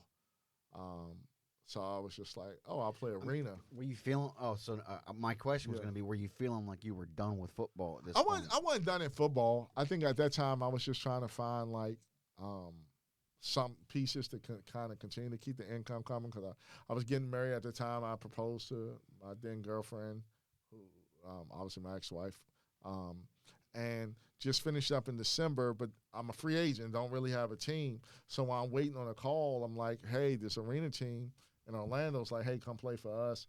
If you sign with them and the NFL team call you, you can just leave. But I was like, you can come collect the check. At that time, arena was playing pretty good. Okay. And so I was like, I'm going to go to arena because NFL Europe, although it was NFL Europe, it wasn't paying as much. So, and at that time, Jay Gruden was the coach. Um, if you know Jay Gruden, he used to coach the Redskins, Yeah. brother John Gruden. So I was like, I'll go down there because they got connections with Tampa Bay.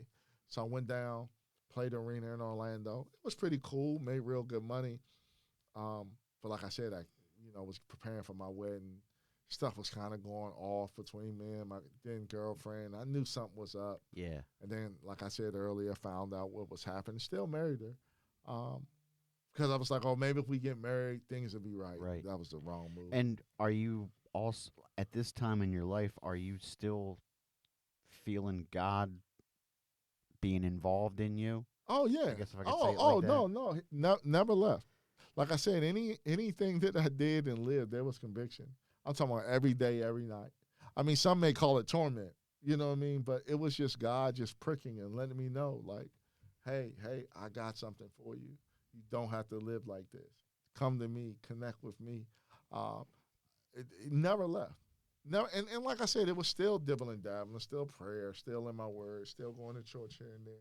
But my lifestyle wasn't. But you're not surrendered. No, not at all. Not at all. I'm still doing what I wanted to do. At the same time, knowing You're married. But are you cognizant of trying to follow the will of God, or are you just trying to figure it out on your own? I think I'm thinking, and this is a scary thing, right? Like, it's scary to know that you're not following the will of God and you just continue not to follow the will of God. And like, I'm like, man, like if that ain't some type of blindness, delusion. No, it's not even delusion because I was cognizant of knowing. You know what I mean? It was iniquity. Okay. I knew, but I still did because I wanted the temporary satisfaction, the instant gratification, the feeling of the voids and the hurts. But it was still a wrestle there.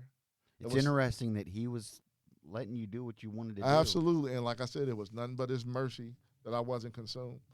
That I don't got diseases or kids or bad organs or whatever. And I'm just being transparent because somebody probably need to hear this. Yeah. Like It was nothing. It wasn't because I was lucky. It wasn't because of whatever. I was righteous living. It was nothing but his mercy that I wasn't consumed, because people that I know were consumed. And God shows mercy on who he shows mercy. And so who am I to, know his mind, but I can be grateful and thankful and actually be able to share to someone else, like, you may not feel him or you may not want to feel him, but he's there. He's knocking and he's calling. Those thoughts, those feelings where it's just like, I know that's not right, that's him. Yeah. That's him saying, hey, I'm here. And, I mean, this is years. So this is from being 13 years old to now I'm 25. And still, it's 12 years later, still struggling to wrestle. So do you feel like your football career was born out of iniquity? I don't think it was born out of iniquity. I mean, it's my impression is, I don't mean to cut you off, No, you're but fine. my impression is, and you can correct me if I'm wrong, it seems to me like God opened the doors for you to have that experience, and then he sort of shut the doors. Yeah. So you were like following his will in a sense during the NFL career, but when that came to an end, you sort of failed to see that it was over and wanted to keep it going. Does that sound accurate? Somewhat. I think I didn't. I don't think it's out of iniquity, because I believe he knew he was going to use that. And so I believe that he allowed it to happen. I believe that when it was over, it was his grace for me. I received that it was over. People around me didn't. People didn't understand. Like, you're 25, you're still young. It's still teams that like you just go to tryouts and, this, that, and the other. And I'm just like, nah, it's not there. I didn't do it, though, because I knew that God was shutting that door. It was the hurt and pain that I was feeling from the betrayal. Yeah. And I was just like, all right, I need to be around my family, because I don't want it to happen again. Maybe because I wasn't there. That's why it happened. Yeah. Maybe because, so it's like, if I start bouncing around and stuff like that, then maybe she'll cheat again. Maybe this, that, and the other. Not knowing that I got an engineering degree too, and this, that, and the other. But I believe that all of that was still orchestrating. God's hand was still in my life and it all. Because I believe he knew that I couldn't handle what was coming from. Even though what was allowed was horrible, like was the worst thing I felt, probably, and I believe that even worse would be still being in the NFL. I think it would have consumed me. I know I wouldn't be at the place that I'm at. I know my soul wouldn't be assured to be with him, because he knew my frame. Right. He knew what I can bear. He knew what I can bear, and he knew what he graced me with, and it wasn't to be able to be in the NFL. Because if it was for me, I would have been there, I believe. Right. And so I believe once that happened and the door shut, I believe he didn't want me to get married. Really? Because he revealed what was happening, and I still did it. Okay. I truly believe to this day. I believe that. I mean, it was like a movie. It was like a movie. Night before the wedding, I went out with my groomsmen. She went out with her bridesmaid. Her ex-boyfriend was at the club. He couldn't look me in my eye. I was just like, discernment. Like, why is he not look? Because we all went to school together. Oh, why are you not looking in my eye? I come back to the hotel. So you found out the night before your wedding? The night before the wedding. Oh my gosh, yeah, man. the night before the wedding. I confronted her, like this, that, and the other. She started crying. She would say yes. I was like, I knew it. You know what I mean? And it was a long night. You know how they say don't see your bride the day of the wedding. Like, everything went into the long night. It was crazy. But you're a big man, man. Oh man, Golly. I'm heavy blue if you know color, so it's just like I don't want her to feel embarrassed. It was in Charleston, West Virginia. I got my family down and stuff like that. I know my mom. I remember she was like, "You should have told me. We would have been okay. We're your family. We loved you and stuff like that." And I was just like, "Well, I just wanted to do right. We already had my son. I was like, I thought I can get through it. I thought I can get past it, and we tried. It just was too much. Yeah, too much. And it just was too much. And I believe at that time, like I said, I think it's things that God intend for us to go through, and it's things that He's like, nah, I intend for you to go through it. Yeah, I'll work it out for good, but I intend for. Right. And I believe that was a situation I agree with that that. that for He sure. worked out for Absolutely. good because He exposed it. Yeah. He showed it, Yeah. and instead of consulting Him, I was just, all of my feelings, emotions, and like so that went on, and we married. How long did you play football with the arena? Just 1 year. I didn't go Okay. back. Jay Gruden kept calling, like, come back. And I'm just like, nah, I'm married now. We kind of going through some things right now. I don't want to have to leave. You travel a lot. Yeah, and stuff like that. And so it's just one of those things where it's just like, nah. And I was like, come on, man. Good player. I believe you can get back in the NFL and stuff. And I was just like, nah, I wasn't feeling it. Wow. I wasn't feeling it. Like, whatever I had for football was gone. I believe God took that away. And He was taking me to that next step, that next journey. And how long did you guys stay married? We got divorced in 12, so officially it would have been 7 years. But you were it was together for how long? like, Like actually, as a five. married couple, Probably like 5 years. 4.5. 4.5. Yeah, 4.5 years. And in that time, we had our second son, Miles, which we thought that would fix our marriage. She didn't want another child. But I was like, well, let's get another child. Maybe that'll. It did. And Were you guys going to church? we were. And then it was just things kind of got rough and rocky. Then we were just kind of like distant towards each other, a lot of arguing. And then, like, it was some, like I said, some other infidelity. During the marriage? During the marriage. Oh. But she was like, she made it seem like, oh, we were separated. I was like, no, but you were talking to that guy and doing something with that guy before. And it kind of just kind of led to the separation, which I kind of left the home just because it got crazy in there. And but then I was just like, well, Lord, I can't get a divorce. I'm in that mindset. Yeah.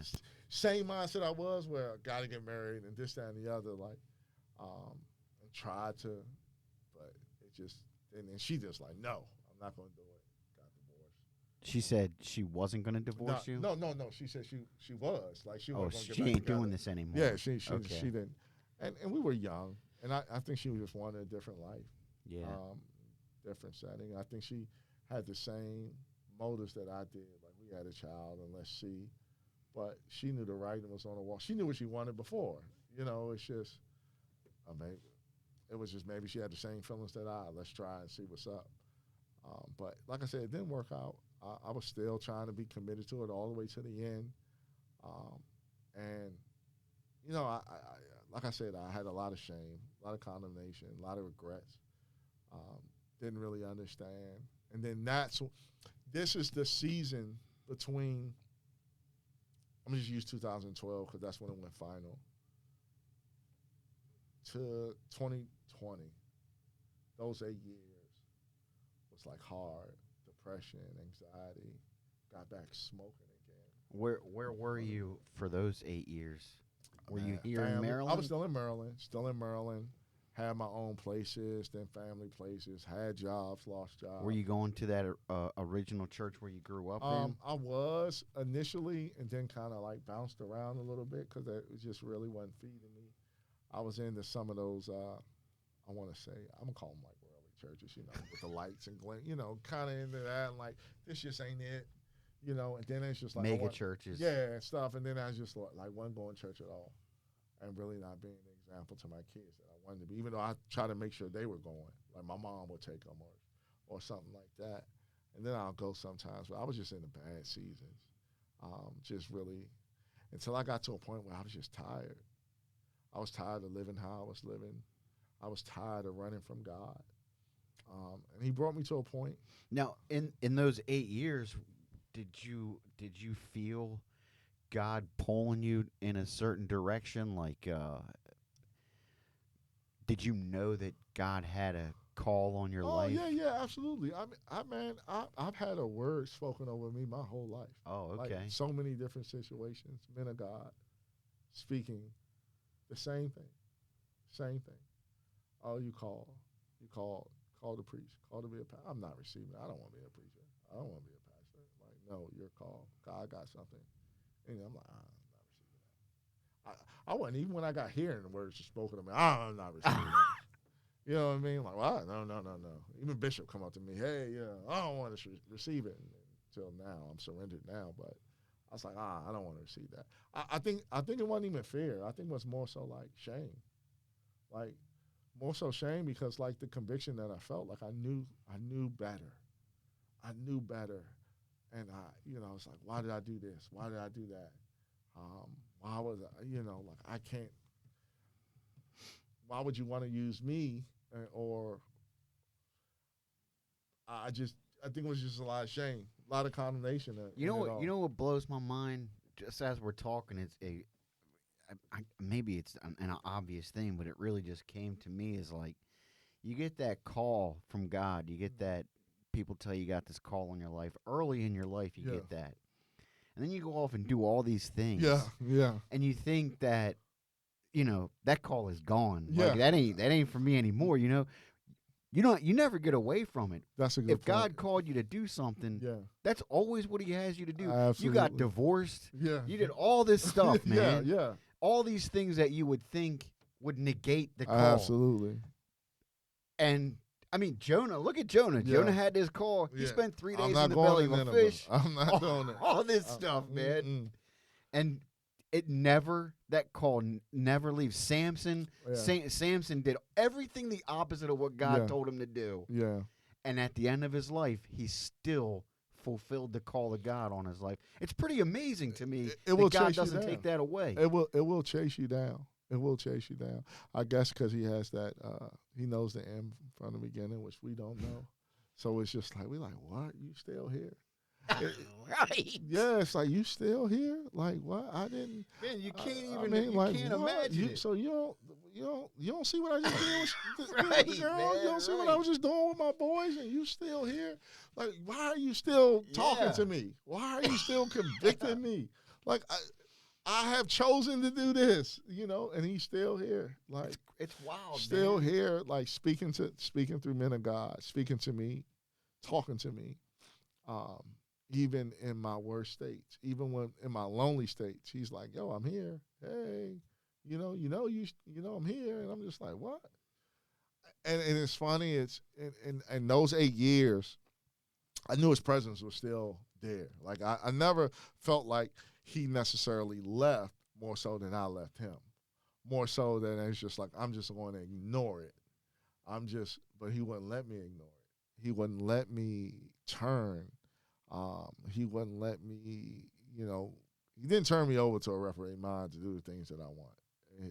He's definitely long suffering because, like I said, like now you tack on another 8 years of just him chasing me down, and his grace and his mercy continue to fall.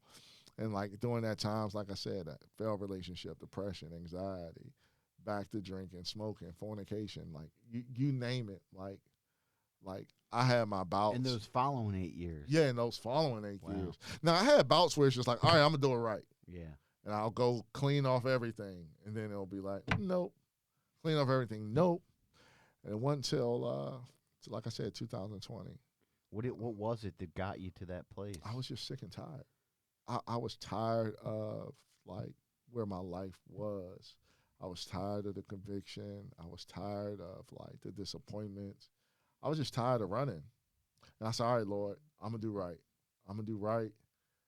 Which I tell people all the time, like it's a good state to be at the end of yourself, but that statement, I'm gonna do right, like I don't like telling people that, teaching people that. Because I still got a mindset of trying to do things on my own and doing right. But I was at that point where I'm like, all right, Lord, I'm gonna do right. I'm gonna do right. I'm gonna live right. I'm gonna this, that, and the other. And I believe he still accepted that, because he knew what my heart was. The words might have came out like, I kind of still think it's some self still in there that I'm still gonna work out. But I see where your heart is. And at that time, I kind of had a good year of just kind of trying to walk better. And I want to say around March of 2021, I was just like, all right, Lord, I'm ready to surrender. And literally, like, I met Kimmy. And So that's how you came to Antioch? Yeah. Okay. So it was funny because it's just like, all right, I had these 8 years, and like, all right, Lord, I'm ready. And then I kind of had a year from that, I'm ready, and I still wasn't ready because I'm still some things. And then around March or whatever, it's just like, all right, Lord, I'm ready. And then like online dating, met Kimmy. It's like, oh, what church you go to? This, that, and the other, apostolic, all this other stuff. And I'm just like, oh Lord, she might be the one, but I'm not ready. I'm not ready to be married. My life is in flux. Like I ain't got stuff together. My credit. I'm staying with my mom. I ain't got a car. You know what I mean? Like I'm just like in like the worst place. Which at that time, like now looking back to it, it's just like I was nothing but dependent on God, and I needed God in my relationship, everything. I needed her blind Kimmy eyes of all the quote unquote qualities that the world would be like, you don't want to be with him. To see me, because she was a wonderful woman at this time, and I said, Lord, you funny. You gonna send this saved woman, this woman that I'm looking for, beautiful, saved. You know, I mean, she is strong, got a little spark to her, but it's Yeah, something that yeah. I need though in my life right now at the worst time. Like I'm not ready, and she expect me to be ready. Well, if anybody can whip you into 'Cause- shape, yeah, she can. yeah, and literally like he really showed the meaning of in my weakness, his strength is made perfect. He really showed like being that fourth man in the fire. That like, look, I'ma show up once you realize that it's only me and you got to be dependent on me. Like That's awesome. I can tell people this all the time. Like I found my wife at my lowest, and when I mean lowest, like I said, I had my own place. I ain't have a car, credit shot. Like still had a good job, but like weight, physical, every aspect, just now surrendering to God. Like all the places you think like I gotta have all these in a row before I can be a husband and all this other stuff. And God's like, no, as long as you depend on me, I got you. And literally a year later, um, we're married. But I think the biggest thing that came from that, well, the second biggest thing, because she's still the biggest thing, was me coming to Antioch. When I walked into Antioch, which is truly the friendliest church in town, and I know we say it cliche, but I can say from experience, it's truly like, and I see, because I went to it was all black church, like, and us black folks, but all skin folk ain't kin folk, and it was it was real cliquish. I ain't saying it ain't like cliques in here, but I'm just saying it was real cliquish. You really didn't know the pastor, and it was just real like you had to be in the high leadership. It was just like it was a mess. But you come in here and you're greeted, you're showed love.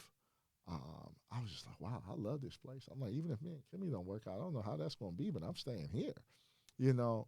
And I began to see, a lot of things in my life begin to change. Um, and I really began to grow in relationship with God. And start to understand like his character now and who he is. Now, he showed me, and Pastor just kind of preached this. It's crazy. Like he showed me who he was the last 22 years, just like he did with the children of Israel. Like I'm gonna show you I'm gonna be a provider, a protector, and all this. And it literally within months, I just realized like who he really was. I'm like, man. And then I was able then to go back and look at all those years before and see how he was there, how he was a provider, how he sustained me, how he kept me, how he covered me. I'm like, God, how did I not see his love then? That, that takes me back to another purpose for this podcast is because I feel like looking back at your past, Yeah.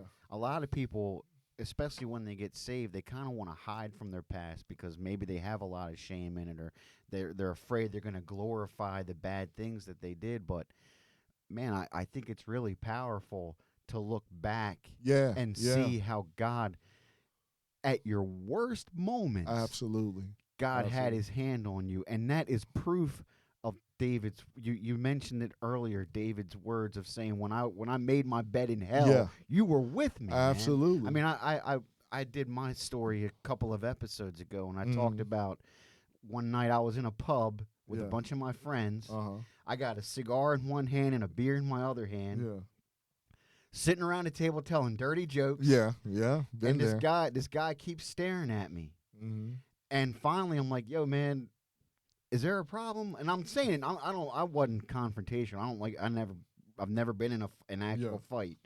So I asked him nicely, like, "Is there a problem? It seems like you keep staring at me." yeah, Again, cigar in one yeah. hand, beer in the other. He looks at me and goes, "You're a Christian, aren't you?" He just saying And he's that. like, "Not just a Christian, but you're born again." Yeah. And I was like, I mean, my buzz was gone, man. You know? Yeah. He called your card, then Yeah, he pulled yeah. that thing and slapped it on Right. the table. Actually, he slapped it on your forehead. And said, Here you go. Right. God is always there, man. He's always there, and I believe I tell people this too. I tell people all the time, like, look, there's seasons and times to everything, and that includes revelation. Like, he'll open your eyes to things when he feels as though you're ready to receive it. And I believe that, although I sit back and just like, how did I not see it? And I should have known it. It was the right timing when I needed to know. That's what it's all about. And so I tell people, like, yeah, there's some seasons where you may not understand, but there'll come a time where he'll give you that understanding and revelation. And he talks about in his word about discerning the times and understanding what they mean and what he's doing. And sometimes it might not be fully known in that season, but it will be a time where you can see it. And now I can look back and say, like, look, like, it was nothing but God's grace. How did you get married? It was nothing but God's grace. Well, how did you handle that divorce? It was nothing but God's grace and mercy. Well, dang, how did you? It was nothing but God. Yep. Because at that times I thought I was doing things out of my own, but he was still there the whole time, because that's what his word says. Yep. And that's his promises that he has for his children. And I'm his son.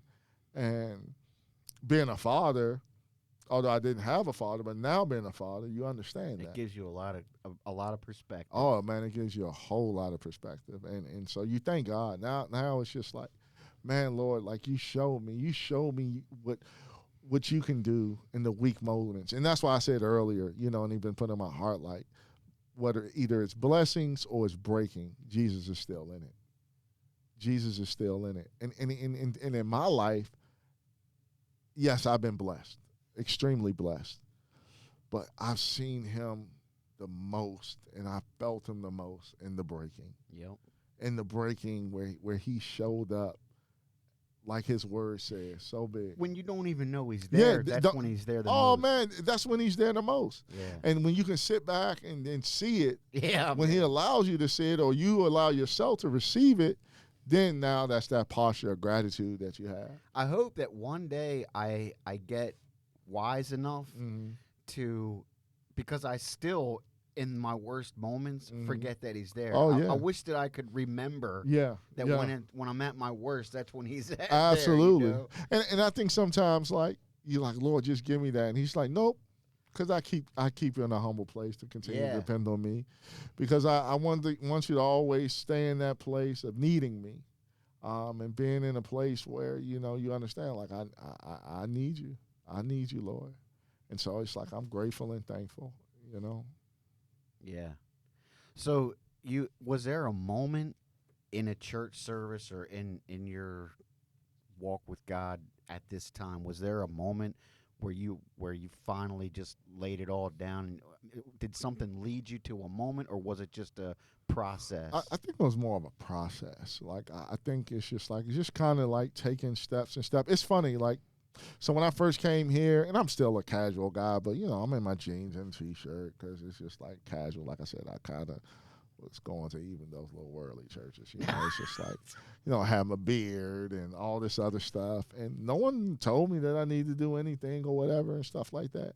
And I can really attest to, like, the internal change that shows an outward change. Because I just, like, one day I just went in the bathroom and just, like, shaved my beard off. And that was hard for me. It ain't had nothing to do with leadership or anything. But it was just, like, to me, it was just like, it was a lot of vanity. It was a lot of ego built in that. And it was a lot of insecurity built in that. And I hid behind it. I never thought I did until I had that moment. I remember Kimmy was like, oh, you shave your beard. I love your beard and this, that, and the other. I was like, yeah, I don't know why I did it, but it felt good. Yeah. Because I hid behind and I thought people viewed me in a way. and vanity and stuff like that. And it's just like it's sort of like taking off a mask. But it was a process. I think it was an unspoken process that God was doing. Like nothing was like told to me either by people in the church or whatever, but He began to start working in me, um, and my relationship with Him started growing. Meaning, like I started to spend more time with Him, and speaking and talking to Him, and He started speaking and talking to me more. I wouldn't say that it was like this big like aha moment. Right. I did have And moments. Go ahead. I just want to tell people, like, nobody's telling anybody that you can't have a beard. Yeah, yeah, This is no, just no. and this is just an example Um, of God manifesting what He's doing inside, it manifesting itself on Absolutely. the outside. Yes. Thanks for setting that. Yes, absolutely was. And it's just like I just found myself. I was trying to give a simple example of just like how He was just bringing up things that was inside because it was not. It wasn't even about the beard. Right. It was about what I was hiding behind and how I thought people viewed me or wanted people to view me, and it was very liberating in that. Um, and I remember I was just down up front, just like worshiping, and I remember I guess a moment where, because obviously I'm Bishop, I'm respected man of God to me, what I mean? Yeah, And when he absolutely. came and spoke to me, and he was like, "Oh, God hands on your life," and began to share things that God was telling him, and I was just like, "Oh, okay, I've heard these things before." I was like, God, like you say, you're still here telling me this stuff, God. Like, I haven't done enough to disqualify myself. Yeah. Now you have this well-respected man of God who I really don't know because I'm still new to the church. I just know him by name. You know what I mean? And I'm just like, Lord, like, and it's just like, and I'm still kind of wrestling with it. And then even my wife's like, when are you gonna just stop wrestling and just submit to what God wants to do? And I'm just like, yeah, all right, Lord. All right, Lord. And I think the submission thing was hard because of fear. Like, and it wasn't fear to walk in the calling more so than the price that I know it was gonna cost. You know what I mean? Like, we sharing the suffering, and I got family, and I got a wife now, and it was like, Lord, I don't know what we're gonna go through, and this, that, and the other. But His love had to cast out all that fear, Yeah. and say, look, I got you, and He has, because obviously, we've been through a roller coaster ride, Yeah, man. a roller coaster ride, and Kimmy was sharing some of that yeah, the other night. she was sharing that, and people don't understand, and obviously you understand being a father. When things impact your children. Oh man. Oh man, it's And you're helpless. helpless, and it's just nothing you can do. People talk about in sports being a dog, like, man, you're a dog, like, yeah. And I tell people, yeah, I'm a dog, but for a different reason. I'm trying to be dependent on God. Yeah. That's the dog that I Oh, want that's to be. good. Yeah, That's dependent on good. God. I ain't gonna steal that. Brother Tom gave me that, but I like it though. We always got to be that dog. We talk about being that dog, but dependent on God, and He'll put you in places because He trusts you, because He loves you, and because He wants to work out something in you that He's perfecting. But also, like Kimmy says, He wants to show you what He's put in there that He wants to use, and show you that I've graced you for a lot of things that you just don't know. Um, but I'm gonna allow some things in your life. I'm gonna allow some things in your kid's life that's gonna be uncomfortable, that's gonna hurt a little bit, that you can't control. That all you can do is trust Him. And it's funny.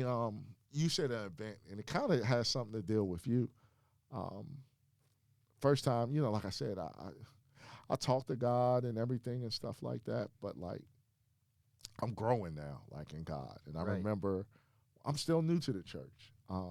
And I don't know if you remember this or whatever and stuff like that, but I did not know about your family, your situation, um, anything. But you were sitting in front of me. God was just speaking to me.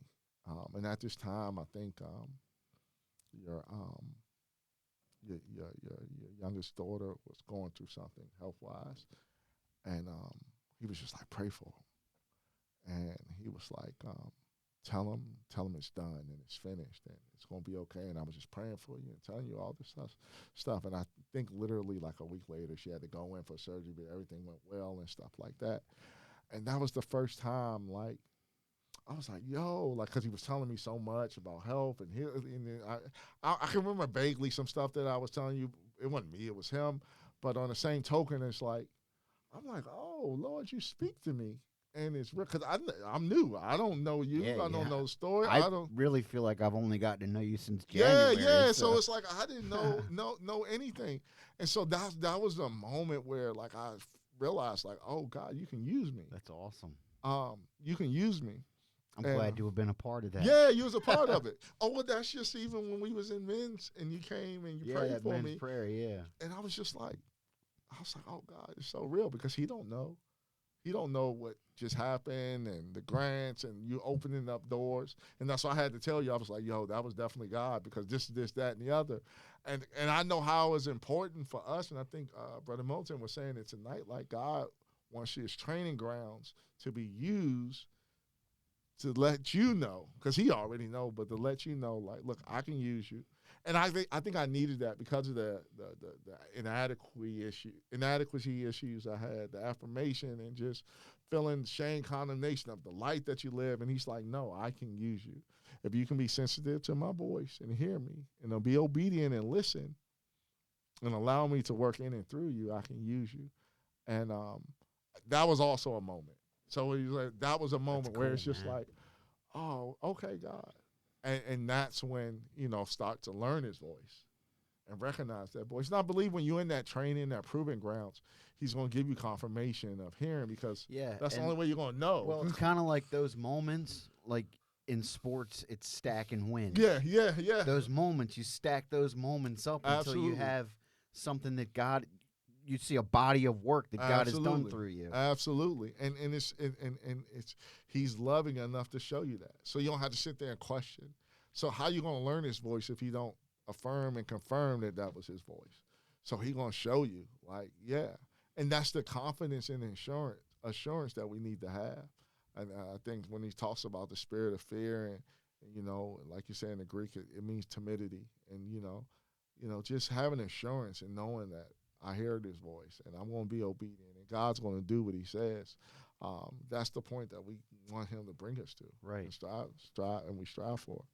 So that pretty much brings us up to present day. Yeah. What are you doing now, man? Oh, man, now it's just, just serving, like just waiting on God and serving, Well, I'm saying specifically because I want to give you an opportunity to plug your ministry. Okay. I got you. So now, like, just, me and my wife, we started a nonprofit, obviously with a testimony and things that's happened with my son, called Unburdened Heart. We work with those families and youth and adults that's been impacted by the justice system, whether they've been in jail or they're re-entering back into society. Want to be able to offer them programming, like workshop development, life skills, obviously celebrate recovery, things to kind of help them acclimate when they get back into society or while they're actually in the different facilities. So we've been working with Department of Juvenile Services, as well as Maryland State Corrections. We just was awarded 2 grants, and we already had one, working with families, and now we're going to be working with those reentry with like some workforce development. So I'm excited about that. Yeah, so that's amazing. Yeah. So it's like, we plan on like, teaching them job skills, life skills, resume, job retention, some entrepreneurship. I'm hoping to be able to start a couple of businesses. I know you do like pressure washing and stuff. Yeah. So hopefully if you have some like training type things, let me know. So I plan on trying to get, especially, people in church that have businesses like you and Tony and Brother Steve, HVAC, just kind of giving them like exposure to those things. Maybe it's just like, hey, shadow for a day. Come see if you like it and stuff like that. To just kind of show them love. Like, you got to understand, when you re-entering back to society, sometimes, you're a felon and it's hard to get employed.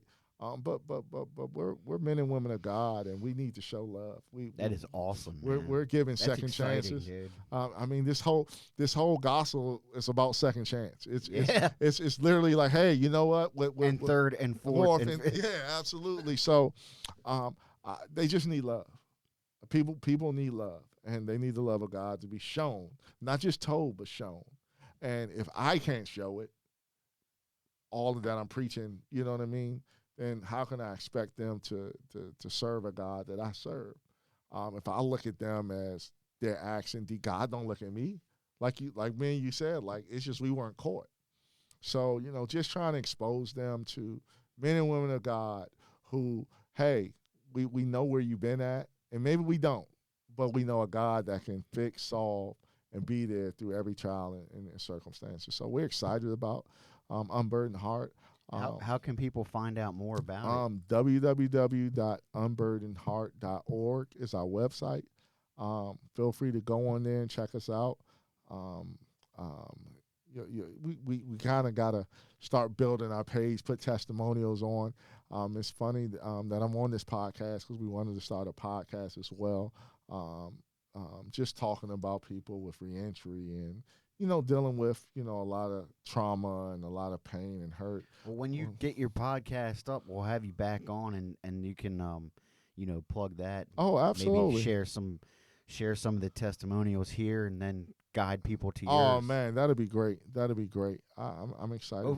Hopefully this one gains some traction. Oh no, man, no. It's been a great time. It's been a great time. Just diving into stuff and just sharing what God has done, and just sharing some of the natural things that's been going on. So giving people an understanding of where I come from. That's awesome, man. That is really an exciting thing, dude. Yeah. Anything that I can do to team up with you and help you out with that, I would love to be a part of. Oh man, that'd be great. Oh yeah, I was gonna call you like, hey, come show people. It's funny, I tell people all the time, it's like, oh man, pressure washer and all this other stuff. I was like, no, it's a skill to it. You don't go mess up people's siding and concrete. Trust me. I like that. You put the wrong stuff in there, you mess it all up. Right. But nah, it's important that it's our whole nonprofit is still ministry, and it's all shaped around the love of God. That's awesome. And then you also do Celebrate Recovery. Can you talk a little bit about that? Yeah, so we do Celebrate Recovery on Wednesday nights at 6:40. It's an amazing ministry. Here at Antioch. Here at Antioch. Yep, in Arnold, Maryland. It's based on 12-step principles that you see in other recovery groups, such as AA and NA, but it's built on the Word of God. So every step is built on a biblical foundation. And we go through these different steps each Wednesdays. We have lessons and step studies that we go through. It's dealing with anybody that have any hurts, habits, or hang-ups. If you're breathing, you have them. Right. As I understand, it's not only for recovering addicts. No, it's not. It's not. And actually, in Celebrate Recovery, I want to say it's only 40% that deal with addictions. It's a lot of people. We deal with anger, we deal with trauma, we deal with abuse. Pornography, cell phones. I mean, you name it. Right. Anything that keeps us separated from God, and anything that has impacted us where we're dealing with fear or peace. We really want to get to the root of things. I think a majority things that we deal with is rooted in fear and manifested in symptoms. And what we do and what we try to do is tell people you can't treat the symptoms. We really want to get to the root. Yeah. And you only can get to the root by having a relationship with God, because he's the only one that can fix it. So we have something for everybody. If you're dealing with whatever, come to Celebrate Recovery. It's really a ministry to just show you how to grow closer to God and allow him to control. It's 3 steps that we work every day, admitting that we're powerless to our compulsive behaviors, that our life is unmanageable. Then we work a step of knowing that there's a power that's greater than ourselves to bring us to sanity. And that power, we believe, is Jesus Christ. And that 3rd step is making the decision to submit our cares and our wills over to the care of God. So it's truly a process of surrendering, coming to the end of ourselves, and realizing that the only person that can fix and change things in our life. And we're not talking about changing circumstances. We're talking about changing a perspective of mind. That's a great point. A lot of times people look at religion or look at God to try to change circumstances. And I believe that the whole ministry and change is built around a change in mind. God says in His Word about renewing our minds and not being conformed of this world, but being transformed by the renewing of our minds. A lot of healing is in our minds and seeing things how God said. It's perspective. That's all it is. It's all about perspective. And so when you realize that if you think on those things that are truth, they're not are facts. I tell my sons, it's facts and truth are different, and we believe in truth. Now, some facts can be true. I like that, man. Yeah. Because you don't think about it like Yeah, that. yeah. Facts and truth being two separate things. They are two separate things. Hey, the fact is the doctors say I got this, that, and the other, but truth said that I'm healed. Yeah. Truth said that I have peace. So a lot of times we put all our cares and our energy on the facts, but we neglect the truth. Man, that's awesome. Yeah, man. so it's just all a change in perspective. And that's why God said think on things that are true, that are lovely, that are pure. You know what? If this we've been here for a little over 2 hours. Yeah. If this podcast hasn't made any other point, that one was a good point to make. That's a good point. It was worth it. Yeah, it was worth it. And it's funny, we've been here for 2 hours. Even though I see the clock, it's been it flew by, man. Yeah, it flew by. Great conversation. It's been a great time. I can't wait to. I know he's going to invite me back on. Oh yeah. One last thing, I just want to ask. Like you mentioned, you talked about Celebrate Recovery. Can people find out more about that? Is there a place to go? So on you can go to Facebook, Celebrate Recovery at Antioch, and that's on Facebook where you can get updates, lessons, when we're meeting. We have different fellowship events, but that's every Wednesday here at Antioch Apostolic Church in Arnold. Start at 6:45, and we normally go to 9. We have a large group and a small group, so it's a great thing. So if you want to find out more, you can go to Facebook at Antioch. You guys still serving up dinner on it? We're going to get back. So we're having fellowship events. I think our next fellowship event is July 30th. We're eventually going to get back to weekly dinners. We haven't worked that all the way in, but we're working on that. So hopefully when we get that going, it'll get the numbers up. But we've had good numbers, around 30, 20, 30 That's people awesome. every Wednesday. So we have a well, great David, time. It took a while for us to make this happen. I'm really excited. I really have enjoyed being here. I'm glad we finally made it happen. Absolutely. I really appreciate you I'm excited coming here and sharing your story, man. So thank you for being here. Man, thanks for having me. Yeah, is there anything else you want to close out with? No, I just want to say just continue to trust in God. He's there. No matter what the circumstances may be, no matter how long you've been away, for those who may be struggling or feeling as though hey, my life has been a mess, and that's when God really shows up. He wants to meet you exactly where you at. Just trust and believe that He can turn every situation around. He's there to love on you. He's there to care for you. His thoughts for you are not of good and not of evil. Can testify of that for over 20 years I ran, and now I'm at a place of submission. Is my life perfect? Is everything going? No, absolutely not. But I have peace. I have joy. I have love, the love of God, and I wouldn't trade it for the world. So I appreciate you guys for listening. I'm open to any questions. So if you have any question, and Brother Trader can get that back to me, I have no problem answering. Anything. It could be about sports, anything. I don't mind talking. David is one of the nicest guys. We're the friendliest church in town, but David might be one of the friendliest people in church. Yeah, everybody say that. They say you're a big teddy bear. I say, I'm a big guy. So must have left all those evil feelings on the field. I left it all on the field. There you go, man. I left it all on the field. Right on. Well, all right. Well, thanks a lot, David, and thank you everybody for listening. Have a great day. Thanks for having me. All right. And with that, David has stepped down from the stand. Hey, David, thanks again for your testimony today. As we come to a close today, I'd like to leave you with a warning. Often, when we hear a testimony like this, we are tempted to believe that just maybe we could be the exception to the rule, that we could possibly be that one person who gets it right. I urge you, please don't fall into that trap. Let God have the reins of your life. God has a purpose for you. Surrender to Him and let Him lead you on the path He has for you. I can't promise you it will be easy. In fact, the opposite is probably true. But I know that in the end, you won't be disappointed. Then said Jesus unto his disciples, If any man will come after me, let him deny himself and take up his cross and follow me. For whosoever will save his life shall lose it, and whosoever will lose his life for my sake shall find it. For what is a man profited if he shall gain the whole world and lose his own soul? Or what shall a man give in exchange for his soul?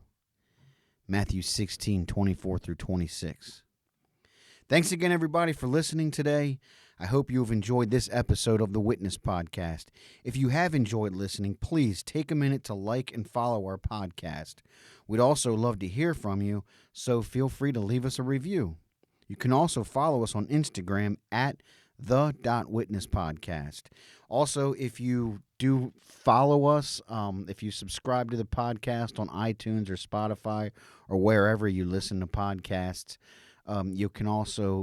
you'll also be notified whenever new episodes drop, which we are trying to put out every 2 weeks.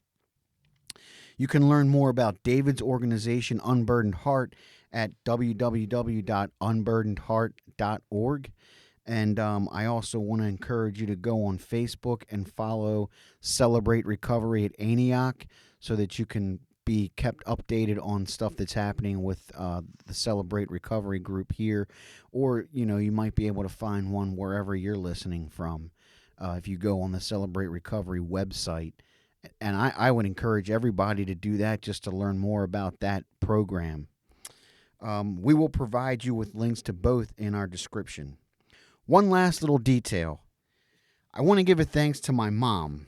The past couple of episodes, we didn't have an actual gavel to adjourn these podcast episodes, so we were just improvising. But my mom recently donated an actual gavel to the show. So today when we adjourn, we'll be using a gavel courtesy of Luann Trader Richards. So thanks again, everybody. And until next time, we are officially adjourned.